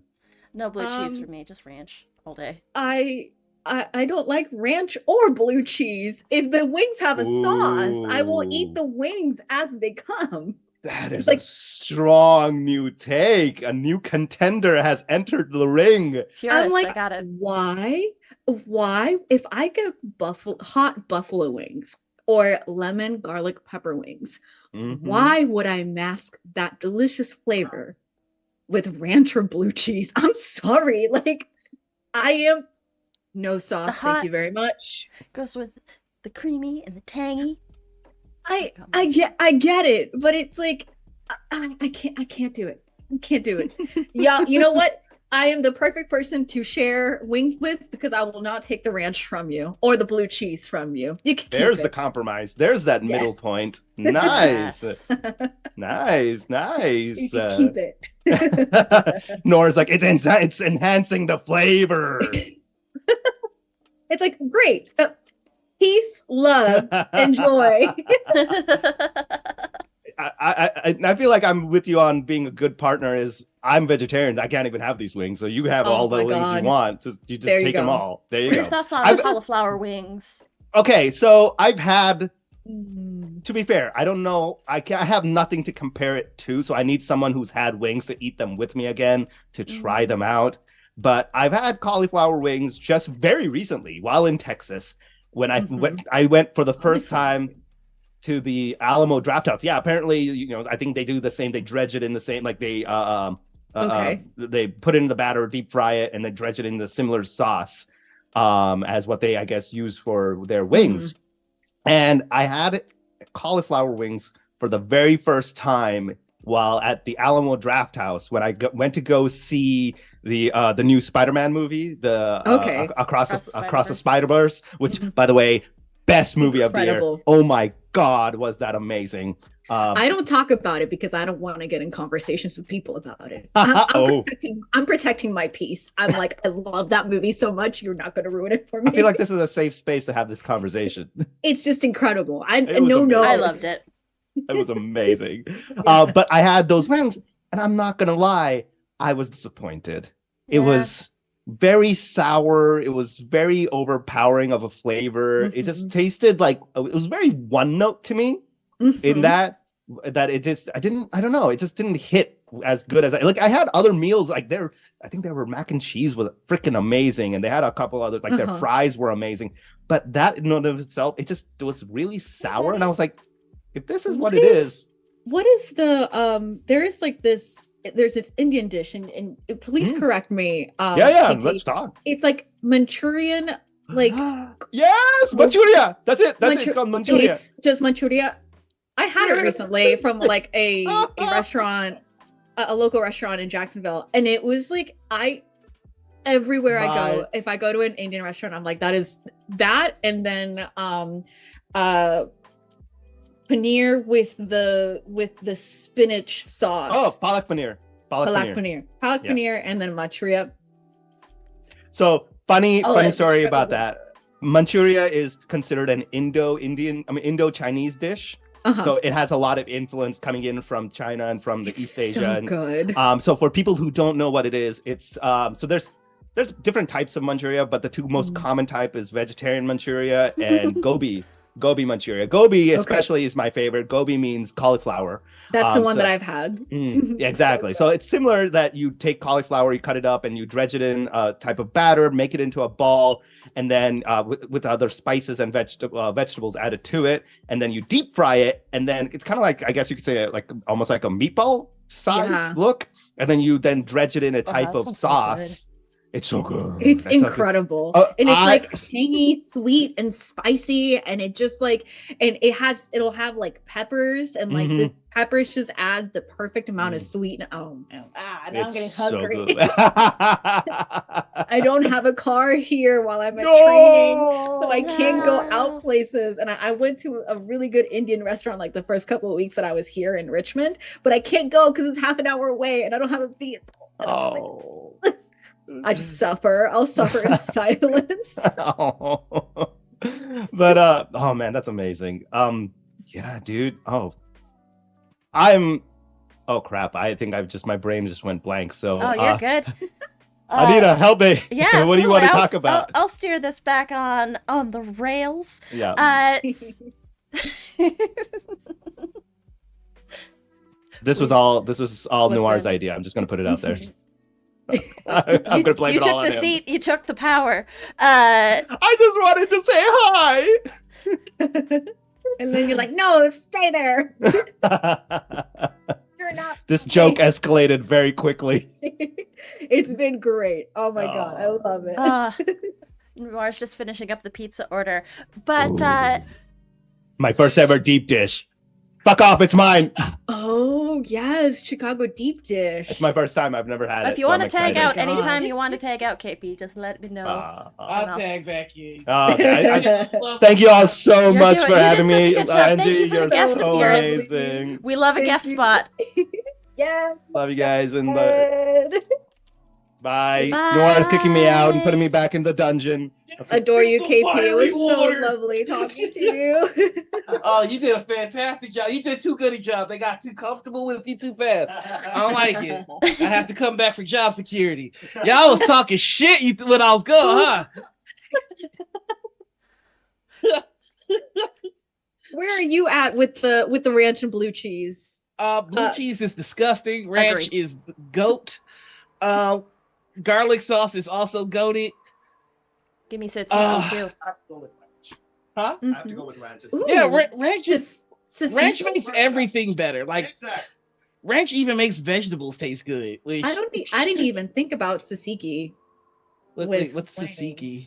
It's like a Greek yogurt. It's what comes with the gyro. Like cucumber. Oh, no, I I can't. like that. I can't. can't think about it with wings, but I do like that sauce. Hmm. Give him the sauce. Give him Wait, the sauce. Are y'all saying Chicago's not Midwest? Is that what chat's on right now? Chicago in Central Time is not Midwest. We are directly in the center of the country. Chicago is peak Midwest. You are so mid that you're in the center of the country. Wow. Well, now hold on now. Time out. I'm about to say some things Uh-oh. might get me in trouble. Uh-oh. Go on. LA and New York ain't got shit on Chicago. All right. I think we need to make it very clear that we're called Second City, not because there's a city in first place, but we burnt down our city and we built another one, and it's still better than New York. I'm just putting it out. We burned down this city. Chicago is the aggressive Midwest. This is where all the anger in the Midwest goes. But we are. Oh boy. Someone give me the mic. Chicago is me. Don't you start. We gotta have Barnaby on now. Yeah. Just because we're gonna fight like crazy. But we are on the second half, so there are some questions and some segments that we have to do here. And I'm very excited for this first one. The first one we call the TTRPG Confessionals. If there is a habit you have at the table that you feel is not the best, this is where you come to the congregation and confess, and we give you a penance for your sin, and you go for it and sin no more. So, oh God, my seminary training is coming into play. Yeah.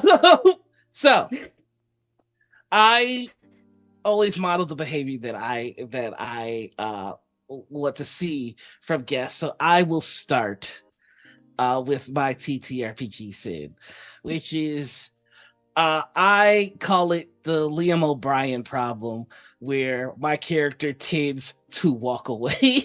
Not giving other people a chance to, like, if we're having a conversation, I say this dramatic thing and I walk away, which is, in retrospect, a pretty dick move, because, like, that ensures that your character gets the last word, which is dickish. So that is my sin. I now open myself up for penance. Your penance. Okay, so here's the thing, because like you walk away. Mm-hmm. Is the topic ever broached again? Sometimes, but not often. I feel like if I didn't walk away, then we might have a more thorough resolution to whatever we were talking about, but I don't give people that chance. Damn. Okay. Right? Your penance is whatever character you play next, make them the exact opposite. Don't walk away from conversations. Actually try to resolve the thing. Make a conflict resolution. Yeah, PC. Make a conflict resolution PC.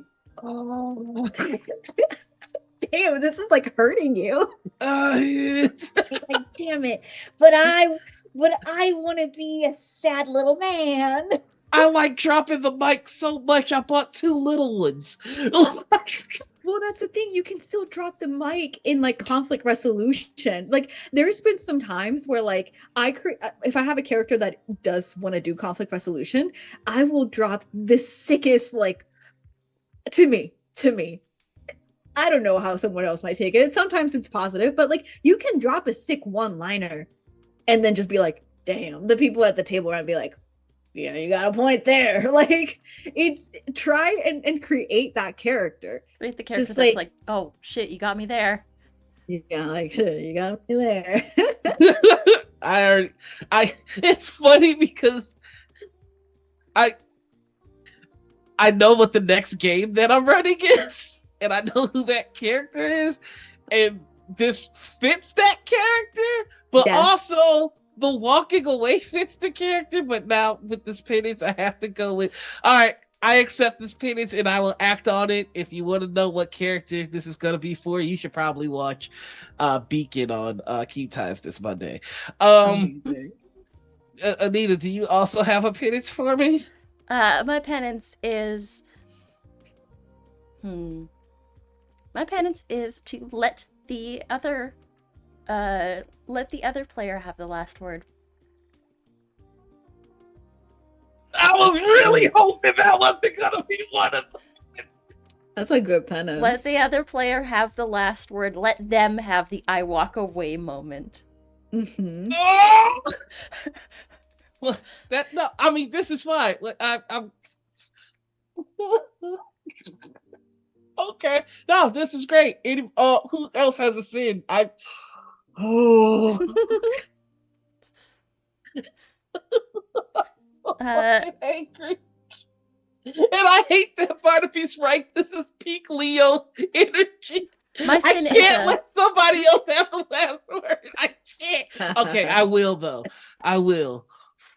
my TTRPG sin is that sometimes as a GM, I'm too invested in explaining in character what's going on that sometimes my players lose the plot, and I need to break the immersion to actually explain it. But I'm so invested in I'm too invested in immersion. Yeah. Okay. This is actually something that like comes up in a lot of my games too, because like it can get confusing sometimes if like everything is like too immersed, right? One of the big things that phrases that we use in some of my games is above table. So I don't know if that is a phrase that is yeah. So like the above table phrase, I think allows people to kind of switch out. It'd be like, okay, above table, this is what's going on. And I think that helps a lot, especially with like immersive stuff or like whenever you're trying to like remain in, give me one moment, because this is just distracting me so much. It was like, I think that helps a lot. But like it's totally understandable. Like when you are as a GM, you've planned so much and you want to make sure to stay on track with like the things that you have planned and you put the work into. But it's okay to give little nuggets to people also. Barnaby came up with a good one. It's do journal entries that players can read if you want to maintain the immersion. That's true. So I like there was one GM that did a hand symbol for whenever it was like whenever the game was on pause. He did this as like the pause symbol. So that's from LARPing. That is from LARPing, yeah. There was one game where we did like moose horn. I used to do this one. Yeah. Like, well, then okay, here's the scenario, right? We're in a real tense moment where an NPC that my character loves is in a dangerous situation, and I need to have something clarified in order to protect him. So let me explain what's going on for you right now. I'm sorry, it's just silly because it breaks the immersion instantly as soon as you put the goggles on. Can I do that? I don't think I burn my hand. I don't think I can turn my hands enough. What is wrong with me? I have no rotation in my shoulders. What is this? I think I would immediately lose respect for that GM. Like you take those goddamn goggles off your face. You talk to me like a human. No, I maybe considering having a symbol like, hey, now I'm talking to you as the GM, and then you take it away and you're back in the world. So just something like, I mean, basically that I'm just re-giving you Angie's answer, which is, above table or a hand symbol. But Angie had it right the first time, which was just establish something to differentiate between nah and nah. Yeah. And it's like you can establish that. Of course, it's the willingness to be like, okay, what information can I give them? Because so my experience GMing very early on, I think I mentioned it briefly earlier. First time I ever played D&D, I was the GM for my group.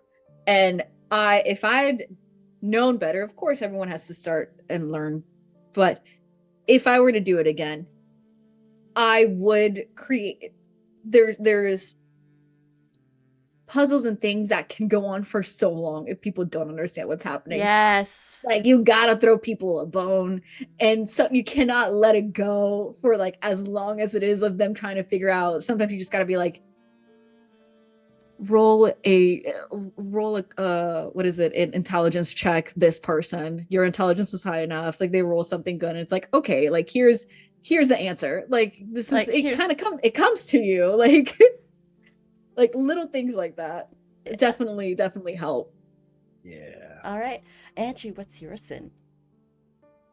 So I feel like the easiest one to describe is that if I'm at a table where someone is a really good note taker, I will not take notes. I've done that. I'm guilty. Yeah, well, I'm guilty. As soon as I see somebody start scribbling, I'm like, Uh-huh. oh, I'm off the hook. And like I'm trying in some games, I'm like, I should take notes. In our table for Tolesh, it's Button. Button is an incredible note taker, and I'm just like, I don't gotta worry about anything because they'll have it all. I co-GM with a note-taking GM, and Oh my it is a God. godsend. I'm like, I don't have to remember everything. Darby just types it all out. Yeah, so it's just like, damn, like I really need to be better about that. And then I think that's a kind of a universal one, and that this is also a universal one. And then I feel sometimes kind of bad about it, and it's silly, but I do feel like it's a sin sometimes with some people. I am too much of a simp, and because I'm too much of a simp, wait a minute, okay? Give me a moment. Got my Simpsona, my simp glasses on. Not a soda. Hello, everybody. This is Angelo D'Angelo. And unfortunately, there's a lot of hot people in some of the games that I play. And because there's a lot of hot people, sometimes I'll be looking certain ways and making reactions certain ways. And I feel like I got to be careful about that because one, I don't want to make anyone uncomfortable. And two, time to be serious. It's characters and the way that people play the characters is so hot sometimes. And I was talking about, like consent early and everything, but like my reactions are so visible. Like someone will say something that I'll just be like, like, just like my facial reactions is something that people look forward to sometimes in games because I'm such a simp. And then I'll be like, hello? Hey, yo? Like, so I feel Excuse me? my sin is that I sometimes focus a little bit too much on how hot characters can be. I don't even know where to begin with the minutes for this. Angie cried over Udon during a cave and he is forever in the group chat. I did cry over Udon. I don't even know where the penance would begin for this. I don't either. I can't help it. I'm a little simp man. There's a reason. There's a reason why Barnaby is always like, stop being Sanji all the time, and I'm like, I can't. Hard eyes all day, every day. Hard eyes all day. Like when you said I'm a little sit man, I was just imagining sax man but sit man. No art for the next character for the first 3 months, says Barnaby. Whoa. Damn. That's rough. You can't do. Oh my God. I'm gonna make Barnaby's I'm gonna make Barnaby's penance canon now. Yeah, that is the canon.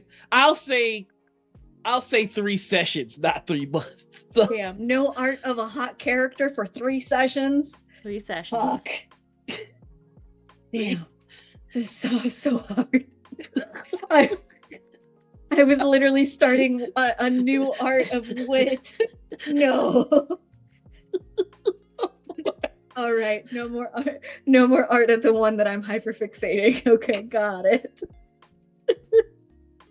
I got bailed out by Barnaby. You're on your own, babe. I'll cry about it later. Let's see.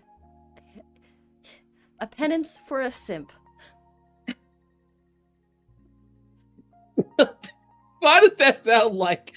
Penance for simp. Penance for a simp is the name of the new Panic at the Disco song. Oh, gross. No, not Brendan Urie Panic at the Disco. Okay.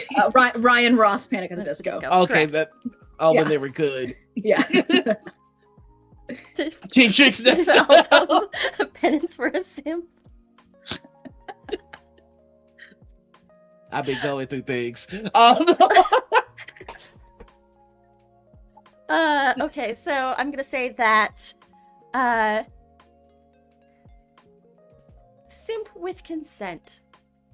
I Ask mean, the other players, may I simp over your character before the act of simping occurs? I gotta control my facial features for that. I'm just imagining how that's going. There is pending simpage that is happening, but it will only proceed once we get the affirmative consent from. I am going to do this 100%. Yeah, because the thing is, like, it's not my character. It's Angie. It's Angie who's doing this. Request permission to simp. Can I request permission to simp? Permission. Thank you. It's like an aircraft. We're coming in hot here. We're gonna need a lane opened up. Is there information to sip? No.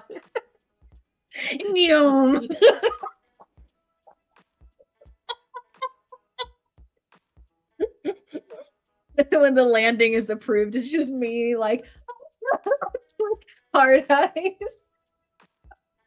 Correct. I wish I could Photoshop because I can see Me.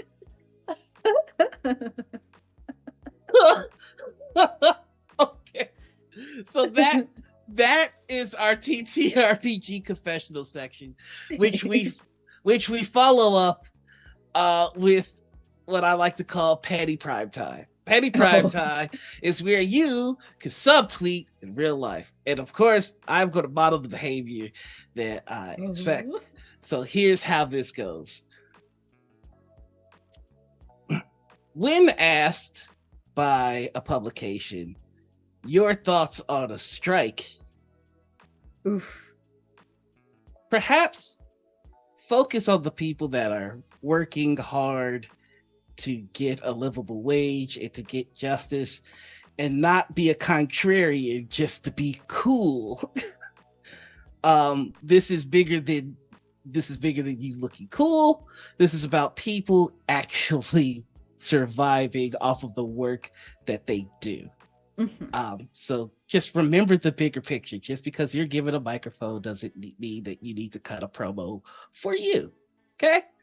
And sometimes, honestly, the best option is to just shut the fuck up. So always keep that in consideration as well. Yep. But that is my Petty Prime Time. Love that. Great. 100%. Great. 100%. We love it. Mm-hmm. We support we support we support unions in general. So here, so if you don't, all right. So does anyone else have a Petty Prime Time? Anything to get off your chest? Feel free. You got something, Yeah, Angie? I do. I do. This is a recent thing. This is for TTRPG scene stuff, but the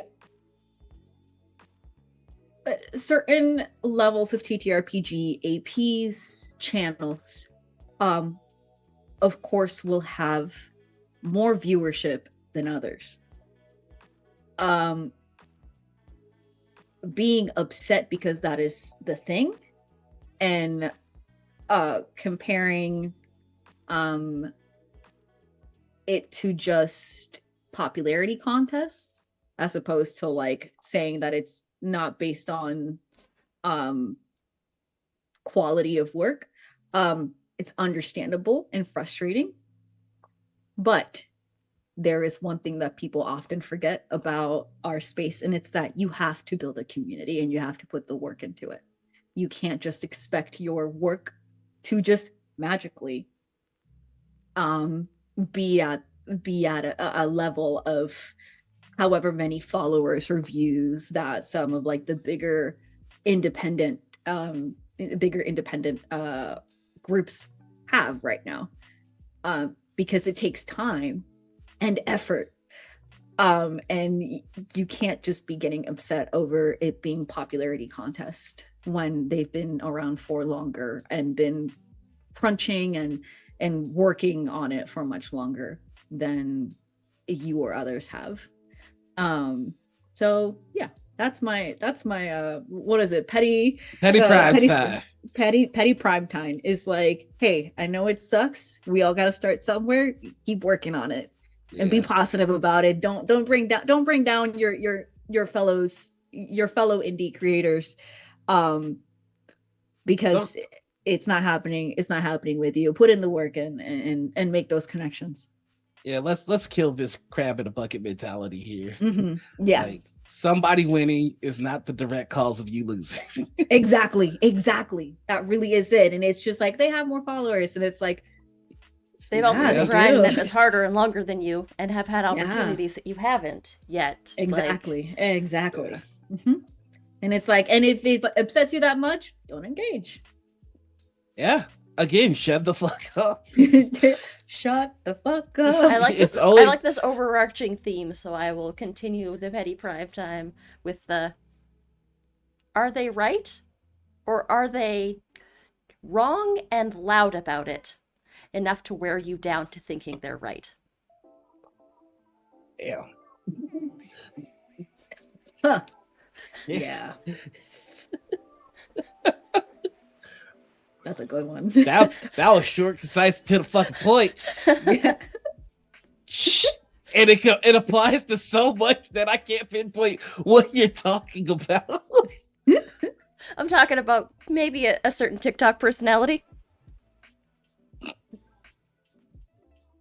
I don't even know. We're gonna have to talk. I'm curious now. I'm like, yeah. Okay, I'm gonna Critic on jump charisma off. checks doesn't make you right. Thank you, Barnaby. I'm gonna just hop in for a hot second tag in on this. Like, I don't know what's going on with the blur community on TikTok. Oh. But I need y'all, especially comic book TikTok, to get y'all shit together. You making us look bad. Shut the fuck up. Like, bro, like, go back to talking about comic books. Y'all arguing over, like, I'm sorry.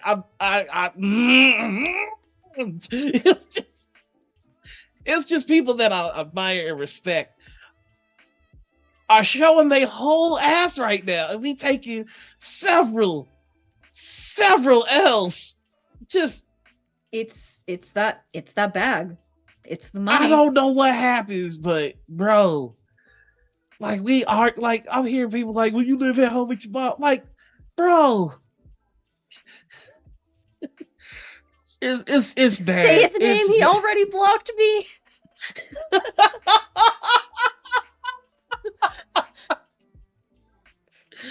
It's bad. Well, see, that's the thing though. You say his name. There's so many of them. I don't know which one blocked me. Like, it's just, I'm of course the algorithm feeds me blurred stuff, and all I'm like, but it is a he. That's enough. But that's the thing though.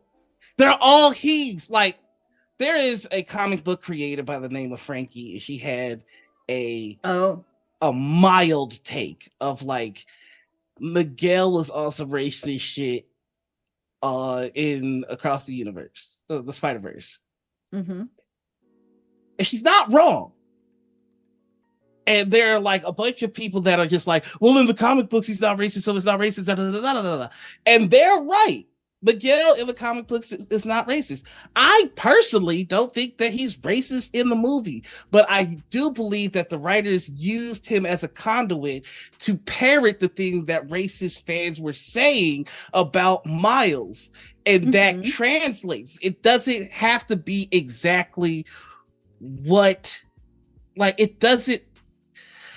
It's not a one-to-one thing, right? It's just like people were refusing to see nuance and context in different levels and to be able to disagree respectfully. Like, art is subjective. What I get from it, you're not going to get 100% from it. And we can disagree on how we see something and still be able to admire the fact that it is a great product. Like, I am a big old Miguel fan. Like, I love Miguel. Like, but I can still understand that he was spouting some racist ass shit. Yeah. Like the thing too is that ultimately it's not a real person, right? Yeah. And because it's not a real person, it's being used, like you said, as a conduit to some themes and some topics. So people get so in their head about, like, why are you calling Miguel O'Hara racist? One, because he is just a metaphor. Like, it literally not real. Like, right. All of this stuff that, like, we get into when it comes to, like, media and everything, ultimately none of this shit is real. And because none of this shit is real and art is subjective, we end up interpreting things a certain way. And 100%, like, I was in that movie theater watching the scenes with Miguel and being like, what the fuck is this problem with Miles? Like, calm the fuck down, my guy. Like, what are you doing?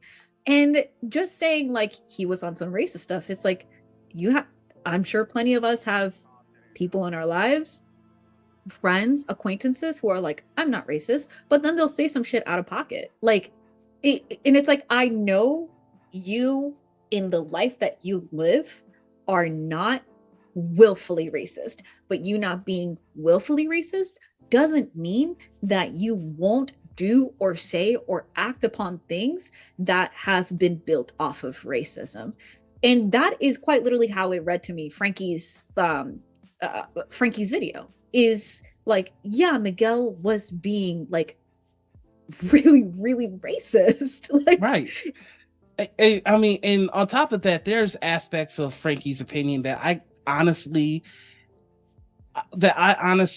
don't have a right to have an opinion on, in the sense that I am black, like mom black, dad black. There is an aspect culturally of this that I can see, but I can't understand. Like, there's a part where Frankie was explaining the dynamics of a dark-skinned Latino individual attempting to speak Spanish to a more white appearing individual, and that not being respected. That is something that I again, remember I got hit with sudden Spanish and, like, fucking loading screen. Yeah. I can't have an opinion on that. I don't have the cultural understanding, history, or anything of that. So that I don't get. But I do get when somebody is slinging dog whistles. And no matter what your opinion is, I think we can all agree that Miguel was slinging serious dog whistles at Miles. And that registered to the life experience that I have. And again, this thing it snowballed into a clusterfuck on Twitter, especially from Black men. And like, I was just, like, yelling at the screen, like, just disagree gracefully. Like, just we don't have to. No, they have to be angry about it and yell about it and attack, which sucks because it's not like painting anybody in a good light. I'm gonna move us on with just this. Y'all right, they did make his waist like ridiculously tiny. Like look at I that. will, I will, Look I at did the want to yeast. add before moving yeah. forward with that topic. Oh, one sec. I'm gonna let Angie finish. Then I'll get you. That I'm with the whole thing of like the writers being like, we did use this as a way to parrot what some of the fans were saying about Miles not belonging, and how that is, there's intersectionality of that with him being Black Latino. What I am most interesting in seeing how that's going to evolve with the second part is that we're going to see this different Miles who has been raised more Latino than he has with the relationship that he has with his father and mother together. Now that in the second movie we have this Prowler Miles who is even the actor is different. The actor is a Dominican, Afro-Dominican actor, and the way that he was speaking was already, people already noticed it before even knowing that he had been that casted. He rolled that R so sexy. Yeah. Yeah, like people already noticed it before it was announced that like, yes, it's a different actor from Shamik Moore. It's a I don't know the actor's name currently, but I'm really looking forward to seeing how the conversations revolve around that. And this is why I don't talk about this movie, is because I love this movie so much, and I don't want to get in a space where I'm like angry about things. Because I'm just like, I just yes. But really quickly here. Oh, what do you want to like? Sorry, I was just going to say in terms of this topic Mhm. about how people need to also realize that even in the POC community, we absolutely can be and have been racist to each other. Yeah. That we have always, and people also need to realize that the racism we have for each other is very much inherited from the colonization that we've had all our lives, and from our colonization of our ancestors, and that this was a mechanism put in place to help us be comfortable in our own. Sorry, I was going to say to be that this was a mechanism put in place to be comfortable in our own position, to make us feel like, well, at least I'm not enslaved as badly as those people are. Yep. That means my lot in life is a little bit better, and therefore I can be a bit more subservient. I can accept my lot in life because at least I'm not as bad as them. And so once you realize that this racism that is there is inherited, that we don't have to subscribe to it, then we can let it go and realize that we are all in the same shit together, and we need to help each other rise up, even those that are even worse off, because by uplifting them, it benefits us all as a whole. Yeah. And we have to acknowledge that the Black community has been the most affected by all of this, that they are the ones that are the most disadvantaged. And by us all working to help out that community, we are not only helping uplift them out of it and having another ally in our space together to work together with us, but also making our lives as well at a similar standard, so that we can all fight together and have the energy to uplift each other and be better, right? So anyways, I didn't want to take over this conversation again. Oh God, no! What are you doing to me? I think the pizza's here. Pizza must be here. So the idea is also that the infighting between BIPOC is a tool in itself of white supremacy, because if you turn them against each other, they aren't going to be paying attention to the person that looks like me that is pulling all the strings. Yeah, exactly. Well, and this has been a practice, actual written practice and policy a lot of the times. How do people think like they conquered a country like India that had a GDP of, I think, 25% of the world's population before we ever got conquered by Britain? But then they brought in fighting. They made us attack each other based on our own level of a caste system, or based off of our affiliation to different kingdoms. And then they worked us against each other so that they could then benefit off of our infighting, right? Yeah. And it's the same thing here, because at a time, when I think Italians used to come over, they were considered POC and they were discriminated against, right? But then they were made to feel like, well, at least you're not as bad as African Americans and Black folks. Oh, okay, so that I'm better in my life than them. So I can, by being closer, like someone said, by being closer to white privilege, by feeling more like I'm closer to them, I can have similar privileges to them. And that's going to better my lot in life. This is Yes. my path of getting out of this discrimination that my people are facing, but that's never the case. And it is that same sort of crab in a bucket mentality that we mentioned about TTRPG actual players, I think, Yeah. to Angie's point about earlier with the petty prime, with Angie's petty prime time, which was that like Yeah. people are upset about others getting the Yeah. opportunity that other people aren't. And you can't, Barnaby, absolutely correct. Which is why we got to get you on this show. And yeah, you can't dismantle the master's house with his tools. Shout out to Yeah. Audrey Lord. Yeah, sorry, I didn't mean to take over you guys. No, we have pizza. You're fine. You're fine. But pizza is always most important. Pizza So, calls. Pizza calls. But yeah, you guys are having some fantastic conversations, by the way. This is amazing. Ah, this is a good episode Look, we so far, talked y'all. about Across the Spider-Verse. If you didn't even yell, I'm gonna Yeah. snag. Yeah. Bye.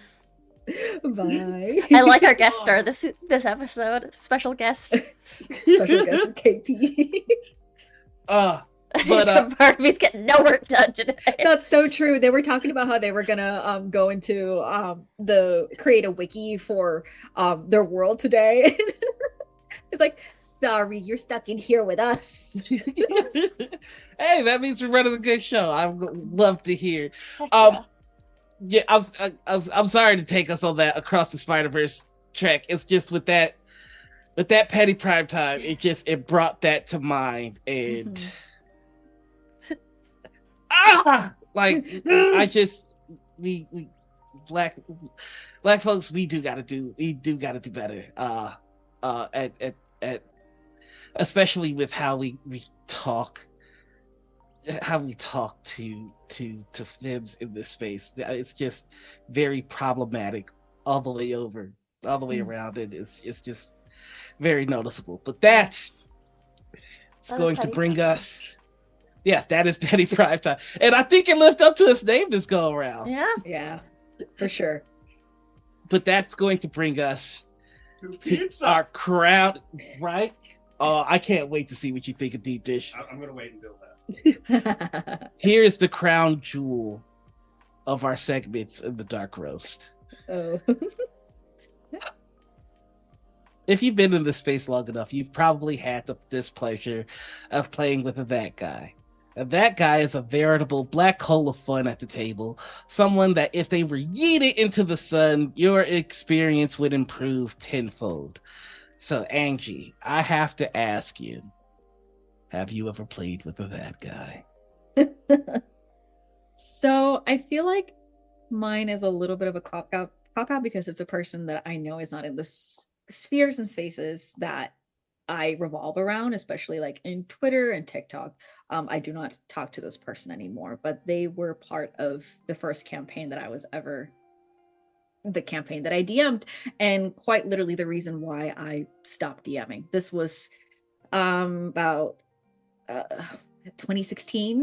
Back in 2016, it was like around the time that I started getting into TTRPG, D&D, specifically 5e.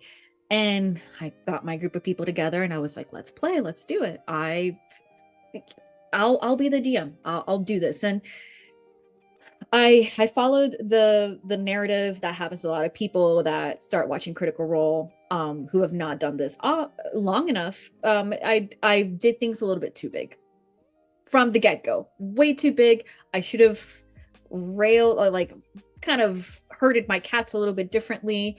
I gave myself lions instead of kittens to herd, and I know that I know where I went wrong in many aspects, and it has taken me this long to feel comfortable enough to possibly get back into the DM chair, which I will be in the fall with a private game. So there was one person. We were all friends, a group of friends, and this individual had DM before. So I approached them in private being like, hey, if I ever have any questions, can I please come to you? Can I please trust you to like maybe give me some good advice in regards to whenever I'm doing something? And they were like, absolutely. Things built off in a way with their character and other characters in the party where they were interested in another character, but the other player was not interested in pursuing that. And this is a lot where like my like consent thing also comes in when it comes to relationships for characters in games. And on top of all of that, there was a lot of character bleed between the I'm looking at your face. Yes, there was a lot of character bleed between the relationship between the characters and the players. And this person was attempting sort of to follow things with the other player, who the other player already had a partner. And things just kind of built in a way that was very uncomfortable. And not only that, but then this person started messaging me privately, who I had spoken to them like, hey, if I ever need advice, I'll come to you. And they're like, okay. But they started messaging me privately like, hey, here's some unsolicited advice about what you should do moving forward with games, because I'm very uncomfortable about the fact that my character is not getting enough time to speak or be the one to like figure out the plans. People are speaking over me, all this stuff, which wasn't really happening. And I got put in a position where I had to be the sole person to mediate how these players interacted with one another. I literally had a list of rules, like game rules of like what we need to do, guys, to like make sure that we're in a comfortable space for everybody. When it was one person who was being affected the most, which everyone deserves to feel comfortable regardless if it was one person, but the a lot of it was built off of the character bleed that was happening with this, to the point where there was conversations that were being had with this person being like, you are not dating them, they have a partner, like this is not happening. And it was one of those things that I'm like, I am so uncomfortable with the energy that we are bringing into the studio right now. I don't think I can continue. Like I played one last game during a birthday of mine to kind of bring everyone together after I went back to school, and the energy was so off that I'm like, I think I'm just gonna shutter. D&D is not a dating app. Yeah, I shuttered the campaign as a whole, and looking back on that campaign, I'm like, damn, I did my world building shoddy, crappy, lots of things about it that the me now was like, yikes. Before I educated myself in a lot of topics. But that whole thing just killed my drive to DM, and also made me really, really uncomfortable with people falling into character bleed, and feeling that they have a what's the word, they have some kind of ownership of another person or another character. Like, no, you can't, like that character can't flirt with anybody else, like that character can't do anything with anybody else because they're with me. And it's just like, what the fuck, what, like like you don't have any like say or right to another person or another person's character. So yeah, that's that guy. I'm sorry, that's a lot. Oh my God. And it was my first D&D experience, so like I don't think people truly appreciate how damaging it is as a GM when like players start to have like actual beef. Like that's hard to recover from. Yeah. That is, man. I'm sorry you went through that. That is that's real shitty. One of the best things also, because another fun thing that has happened in Intel's archived is that we've had a conflict between characters, but we have been very good about making sure that our characters approach the conflict and try and resolve it And even if it cannot be resolved, even if there's going to be a differing of opinions, understanding that there's going to be a differing opinions and still respecting our characters, so respecting one another, because we have to work together. But at the same time, also safety checks with the other players. I've actively, when something is happening that's a little intense between my character and another character, when there is time, Discord, like, hey, is this okay? Are you okay? How are things? Are things good? Always, because it's, you know, we get really into the acting part of it, and there's some people who are great performers, and you're like, are they actually pissed at me? Like, it gets to that point. It's one person in particular that comes to mind is, their name is Sawyer Green, Queer Elf Club on Twitter and TikTok. They are an actor professionally, so like, when they get in on a scene, they get in on a scene, and it is like, I gotta make sure that everything's cool and chill. Okay, yeah, we're good, okay, great, awesome. You also mentioned something that I this is one of those things that I am fascinated with, and I would love to see somebody do a study of it, which is like the energy of the room. Like, you're mentioning how you tried to do, one more game, and the energy was just out of whack. Like, I've experienced it. I've experienced that. It's very hard to describe, but like, you know it when you're in it. It's Where like, just like, it's like you feel a tension. You feel like it's almost like you're. It almost feels like you're in a room when, like, there's people that are just. You can just tell. Immerse. Yeah, you can't immerse yourself when it's obvious. Like, you can't get into that point of like, oh, I am. It becomes obvious that you're just playing a game. yeah, Mm-hmm. you It's like, can't fall into the story. No, it's like, I am uncomfortable with the energy that is in the studio right now. I don't feel comfortable enough to role play, so I am just here to play a game. Exactly. Mm-hmm. I'm here to role play, not. And I wonder if that speaks to a certain level of needing to feel safe enough to leave your actual persona behind. Like 100%. Like, if I don't like, I mean, I this is why I'm fascinated by that, because it's just like, in order to really inhabit another character, you're leaving yourself behind, and you can't really do that if there's like that tension in the room. So like, it's kind of like you're leaving yourself vulnerable when you become these other characters, and that's just very. I just would love to understand more about how that works. Barnaby just mentioned that you've got to build so much trust with people to do role play. Yeah. And I think that's exactly right, because vulnerability has to be respected and earned. And Barnaby's on fire today in chat, for real. And not just, honestly, when you guys bring them in, like,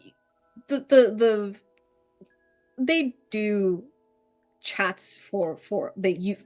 I'm pretty sure, I don't know if you still do, Barnaby, but like, they do like workshops they used to do workshops for a living. So like, when it comes to talking about conversations like this, they really can give some of like really like eye-opening opinions.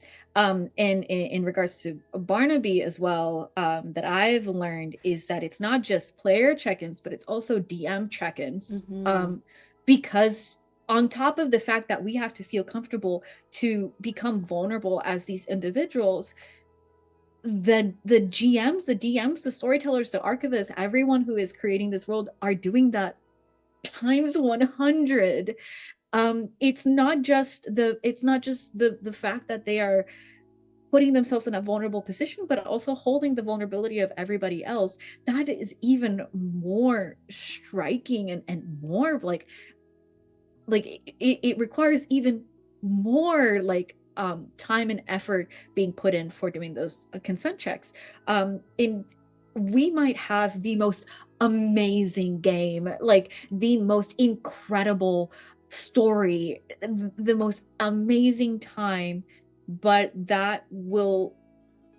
what is that to a player in comparison to all of the mental work that the GM has to do?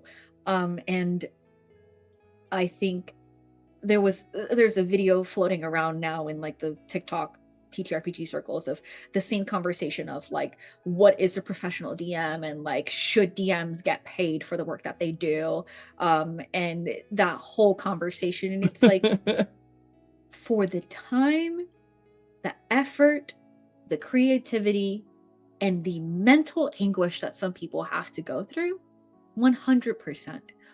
Why does it matter to you? If you're giving it all for free, peace, love, awesome. But if someone can make a little bit of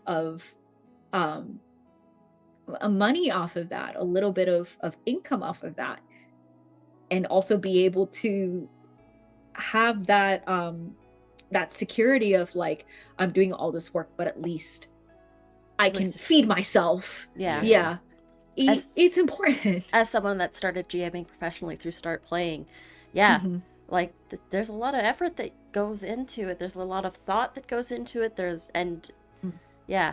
Also, I want to draw attention to Nikki in chat is in my Monday game, and someone complimented Dee, our other player, and her about their ability to flirt in character so naturally. And Nikki was like, well, yeah, because like we've known each other for 3 years and we're actually really good friends. Because I don't like, you don't want other like people that are new to this to think that you can just dive in and do that instantly. Yeah, absolutely. Like you gotta be comfortable, and that's why going all the way back around to the first half of the show, it's session zeros really is Session zeros are where a lot of this gets, if not ironed out, the foundation is laid down. Yeah. I just want to pivot back just really quickly to the whole, like, you know, with all the work that GMs do, they should be getting paid thing. Why would we have a problem with them getting paid in the first place? Like I find that one of the things that bugs me about online cultures that we're always explaining ourselves for things that I don't think that we should have to explain ourselves for. Like, people want to play a game. There are those that are willing to run a game for them for a fee. Who is anybody to be mad at that? Like, that just there's a lady on TikTok who had a brilliant point, which is like, this is the year that we're going to stop explaining ourselves to white folks. Like, you know, we're going to stop explaining why we that is so funny, because the person that made that video saying that DMs don't need to get paid was a white man. Right. So what a surprise. You know, I think I'm over explaining ourselves, right? It's just, if I offer something and someone's willing to pay for it, you don't have to pay for it. Yeah. You know, you're more than able to walk away and shut the fuck up about it. Like, you don't have to pay for it. You're just not going to be sitting at my table.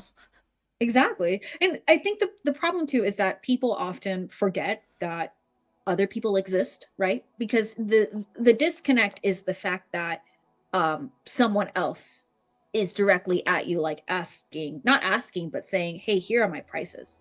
Yeah. This is my list of my what I am providing you with, the service that I'm providing you with.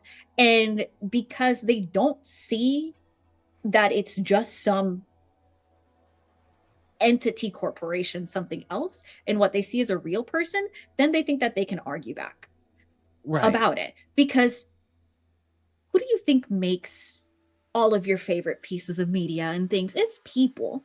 And like, you can sit there and play your Baldur's Gate, right? You can sit there and play your Baldur's Gate and everything, but the $70 that you paid is hopefully, because sometimes not even, all of the collective $70 that everyone paid for this video game around the world is being given back to the people who worked on that game. They are getting paid for it. So because you don't see that transaction, because some people don't see that transaction, they just think that like, yeah, this makes It's sense. a studio that made it, not actual people sitting it's the programming. studio that made it. Yeah, Like- exactly. But because you have this individual, this person, this Anita, this Noir, being like, hey, here's my list of prices. Please, if you'd like to sit at my table and you'd like to play with me, here's I'm my playing options. games. Here's what you can do. You can hire me for $25 per player to run a session for you, or you can do like these options. Or I have these games that you can, if you want to play. Yeah, or you can go kick rocks if you don't want to. Like, yeah, exactly. Like you don't have to. I have a problem with people being so skeptic and so judgmental of everyday folks trying to get by when it's common knowledge that right now things are hard for everyone.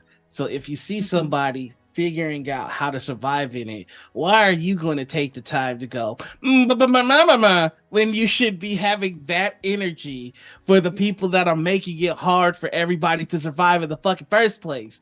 Like, maybe stop asking why people are charging to run a game and start asking why is there a monopoly on in the TTRPG space involving some of our favorite games, and I'll leave it at that. It's the same energy as people that come into like a Twitter thread after there's a hit tweet to shit on someone who's actually plugging something that they're doing because they want people to like pay attention. Hey, if you like this thing, I'm doing this cool thing. Oh, here's the shameless plug. Yeah, of course it's fucking shameless. We live in a capitalistic society. Let me do the capitalism. Like, these corporations are busting their ass to remove the human element from art, and you want to give shit to the artist? Like, really? That's the side of things you want to be on? But it just bah. And look at where we're at now with these strikes. It's like, stop being an asshole. That's literally it. Just stop. Don't do that. Get help. Get help. And that will bring us. We like to end on a happier note. I've got one more between the last and this one. Ooh. So, what do you feel is your player signature move? Oh, that's right. That's a good one. Oh, my player signature move? Yeah. Give yourself a little shine. God. What do you feel is your signature move as a player? Like Barnaby says simping. Instant. Barnaby ain't missing no shots today. EJ also said simping like right after. I feel like my and I talked about this a little bit with the whole like my simping sin is my facial reactions. I think sometimes when like we are in this not disconnect, but like the separation in screens, it's very easy to get distracted and not react to certain things while the game is happening with somebody else. And I try to pay as much attention as possible. Of course, the ADHD sometimes hits and I do get distracted in certain ways, but I have been told by my fellow players and my DMs that they love seeing my reactions to things. So if you ever want to see me react like my little big old facial reactions in your games, hit me up because I'll be there. So I think that's one thing that is continuous in my in the games that I've played that always gets back to me. It's like, you're always reacting so funny. And I'm like, okay. Barnaby says that it lets them know that they're doing a good job. Yeah. It's like if I'm reacting like kind of like happy, or if like my reaction is like, what the like, this one is one that I've brought up. It's the finger guns, and the finger gun is when something is happening that I'm like, stop it right now. I want to shoot at this thing with my imaginary hand pistol. It's like, stop it right now. I like that. I've got to remember that's a question in the rotation. That's a good. I have it written down on the list now. We've got a list now.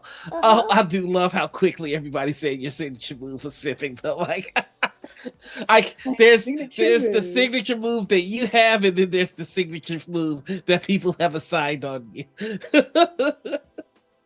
Do you have a GM signature You move? see, oh my god, GM signature move. It's been so long again. Like it's been like so long since I've GM'd. I don't know. I honestly don't know what my GM signature move is. Hopefully I'll get a better idea of it when I start GMing. You'll have to tell us when we have your back. Yeah. I think with both because both of you are GMs, right? Yes. So I'm here definitely as a player and enjoyer of things. I feel like it'd be very cool in the future if I were to come back. I'm like, I've run my own games. One of us. All right. Well, here is where we leave things on an even sweeter note. Barnaby! Thank you so much for gifting those 5 subs. Oh, I love it. All right, here is where we leave off. This is the community spotlight. This is your chance to shine a light on everyone that has made you feel welcome in the space, individuals that you feel aren't getting the shine that they deserve. This is just a chance for you to just gush about all your favorite people. Oh my gosh! Hey, Sam! Hi, Sam! They Oh know my themselves. That's what I love. Well, Barnaby has been here the entire time of this show, and this is a given. That's underscore Barnaby. Plenty of people know who they are, and I believe that they don't need. You know what? No, they do. They need more. They need more attention on them. They are not just an incredible person in the TTRPG space, just an incredible individual in general. Just the level of kindness or level of understanding. I have learned things not only about myself but about being a better individual in this space through them, and they grabbed me by the scruff of the neck and they just said, I'm keeping you, and I'm there just hanging.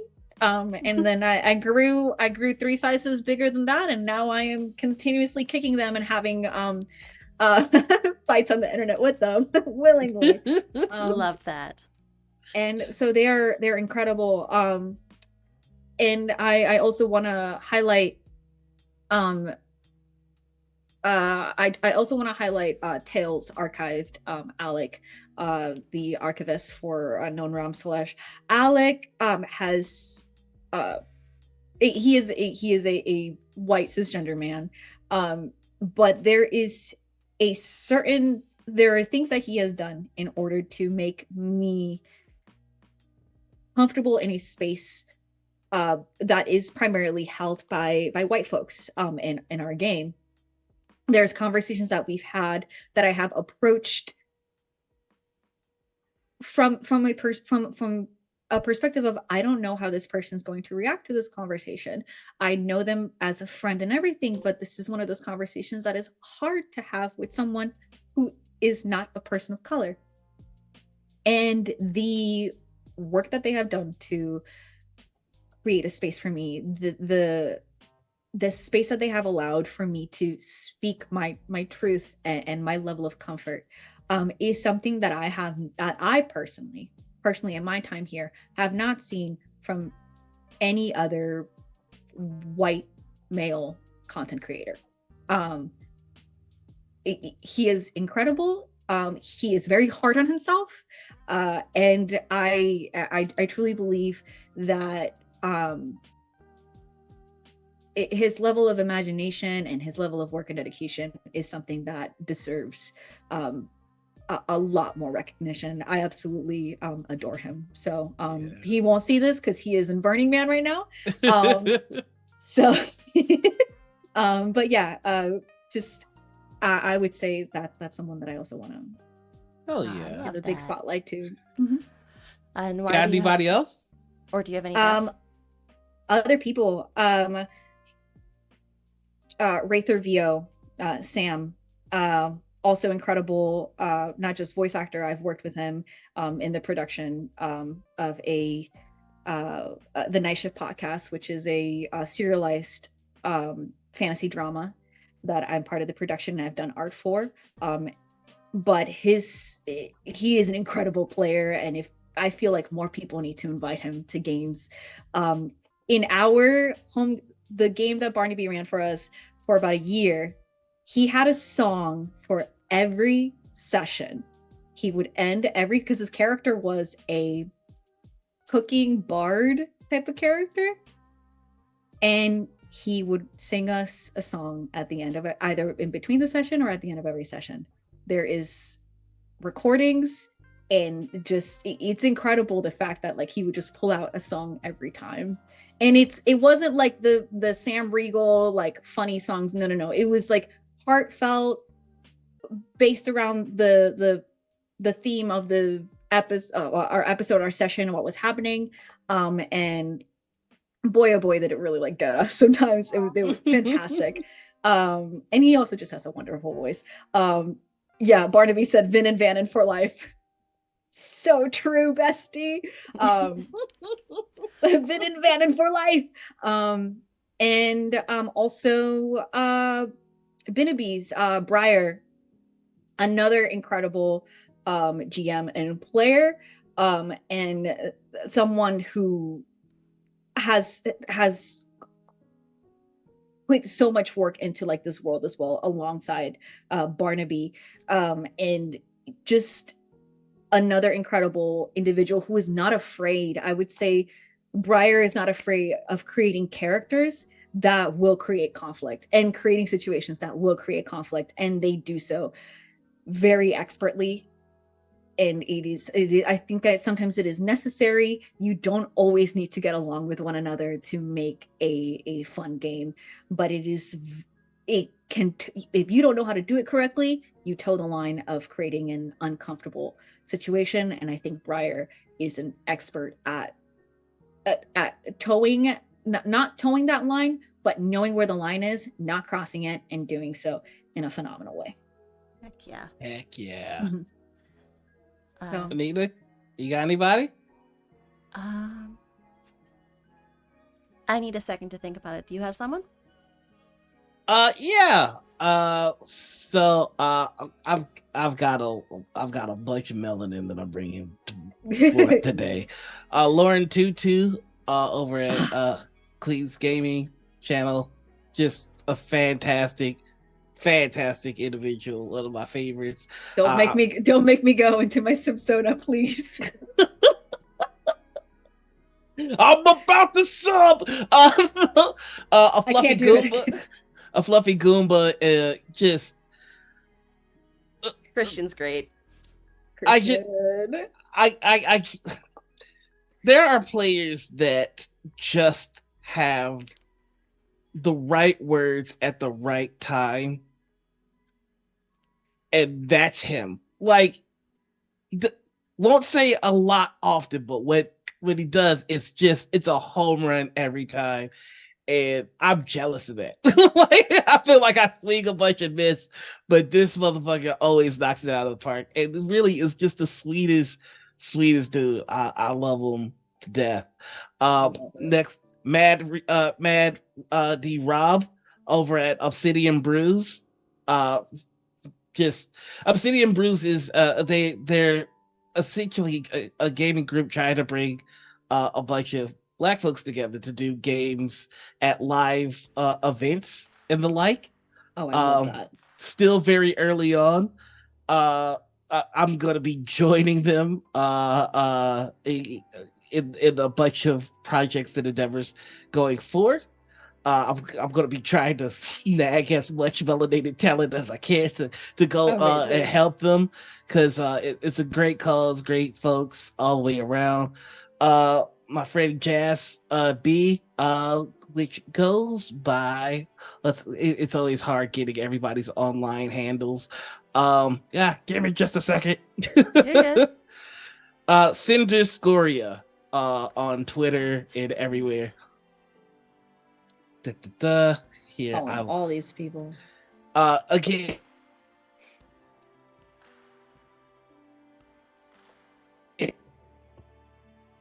You lost talent. your And audio. I'm in a project with. Huh? Am I back? Hello? Okay, you're good now. For You some got it. reason, Hello? your audio Can you is hear me? like not synced to your video. Okay. It's weird. Oh, How about now? There's a delay. Is it there's a worse? big delay.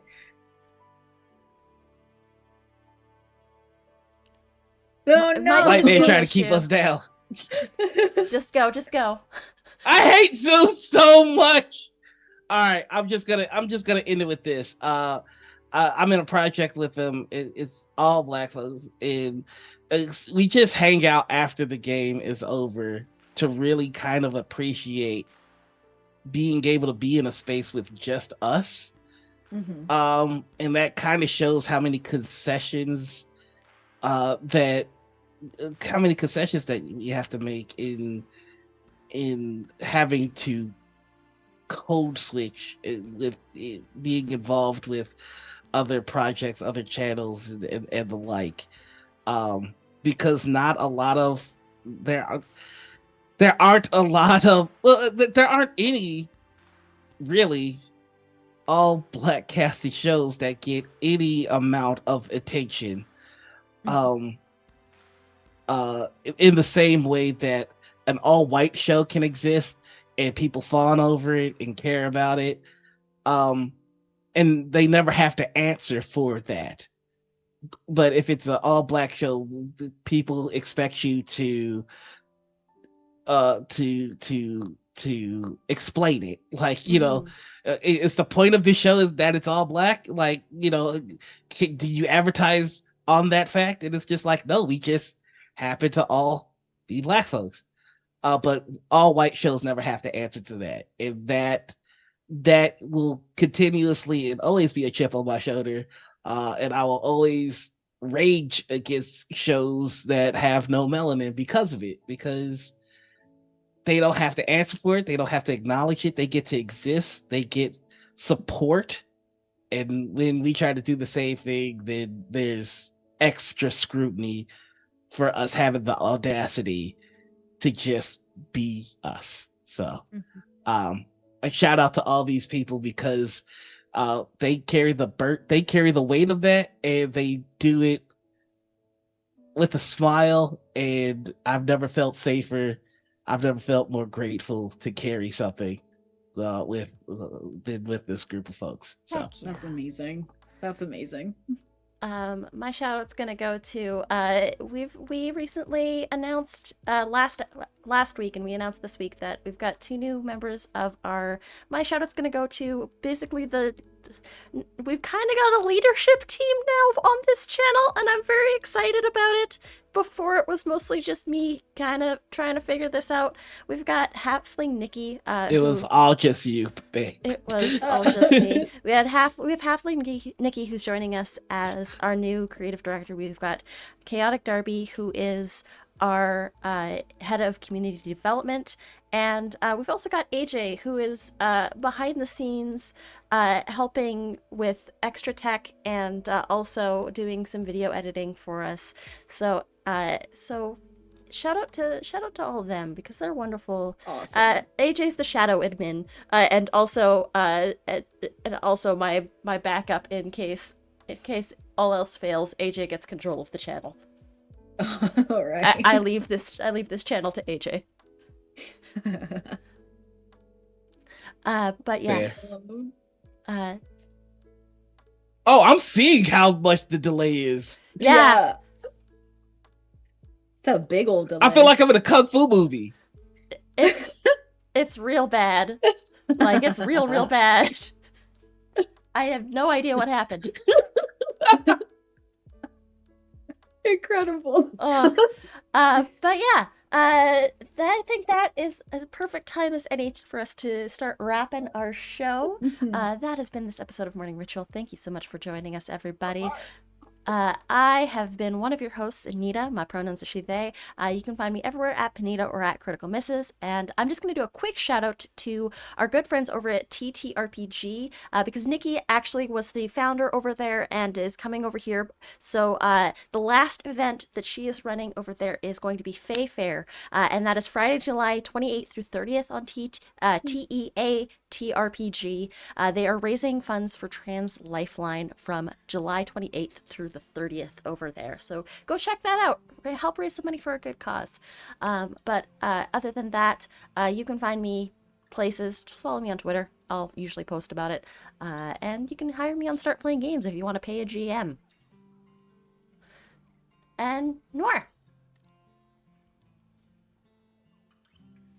I've been your other host, TTRPGs. You can find me all over the internet as TheNoirEnigma. That's Twitter, Twitch, YouTube, TikTok, and Instagram. So bad. The delay is like at least 10 seconds, and I don't understand why Zoom is wild today. Yeah. And I am Angie. Angie, they, them pronouns. You can find me on all social media as Agonethetic, AGONETHETIC. I play on Known Realm Slash at the Tales Archived Twitch every Sunday night at 6 p.m. Eastern Standard Time. Not this Sunday because half the people are a Burning Man, local Burning Man to them. So not me though. I'm gonna be sitting there waiting for next week. And also, my sister and I run a One Piece podcast called Two Sisters One Piece, and you can find us on Spotify. Heck yeah. Well, I can't think of any better way to end it than that. Thank you all so much for joining us. We're going to go on a raid. We're going to go say hi to, who's online that we can go say hi to, folks? Do we have anybody? Any suggestions? Let's see.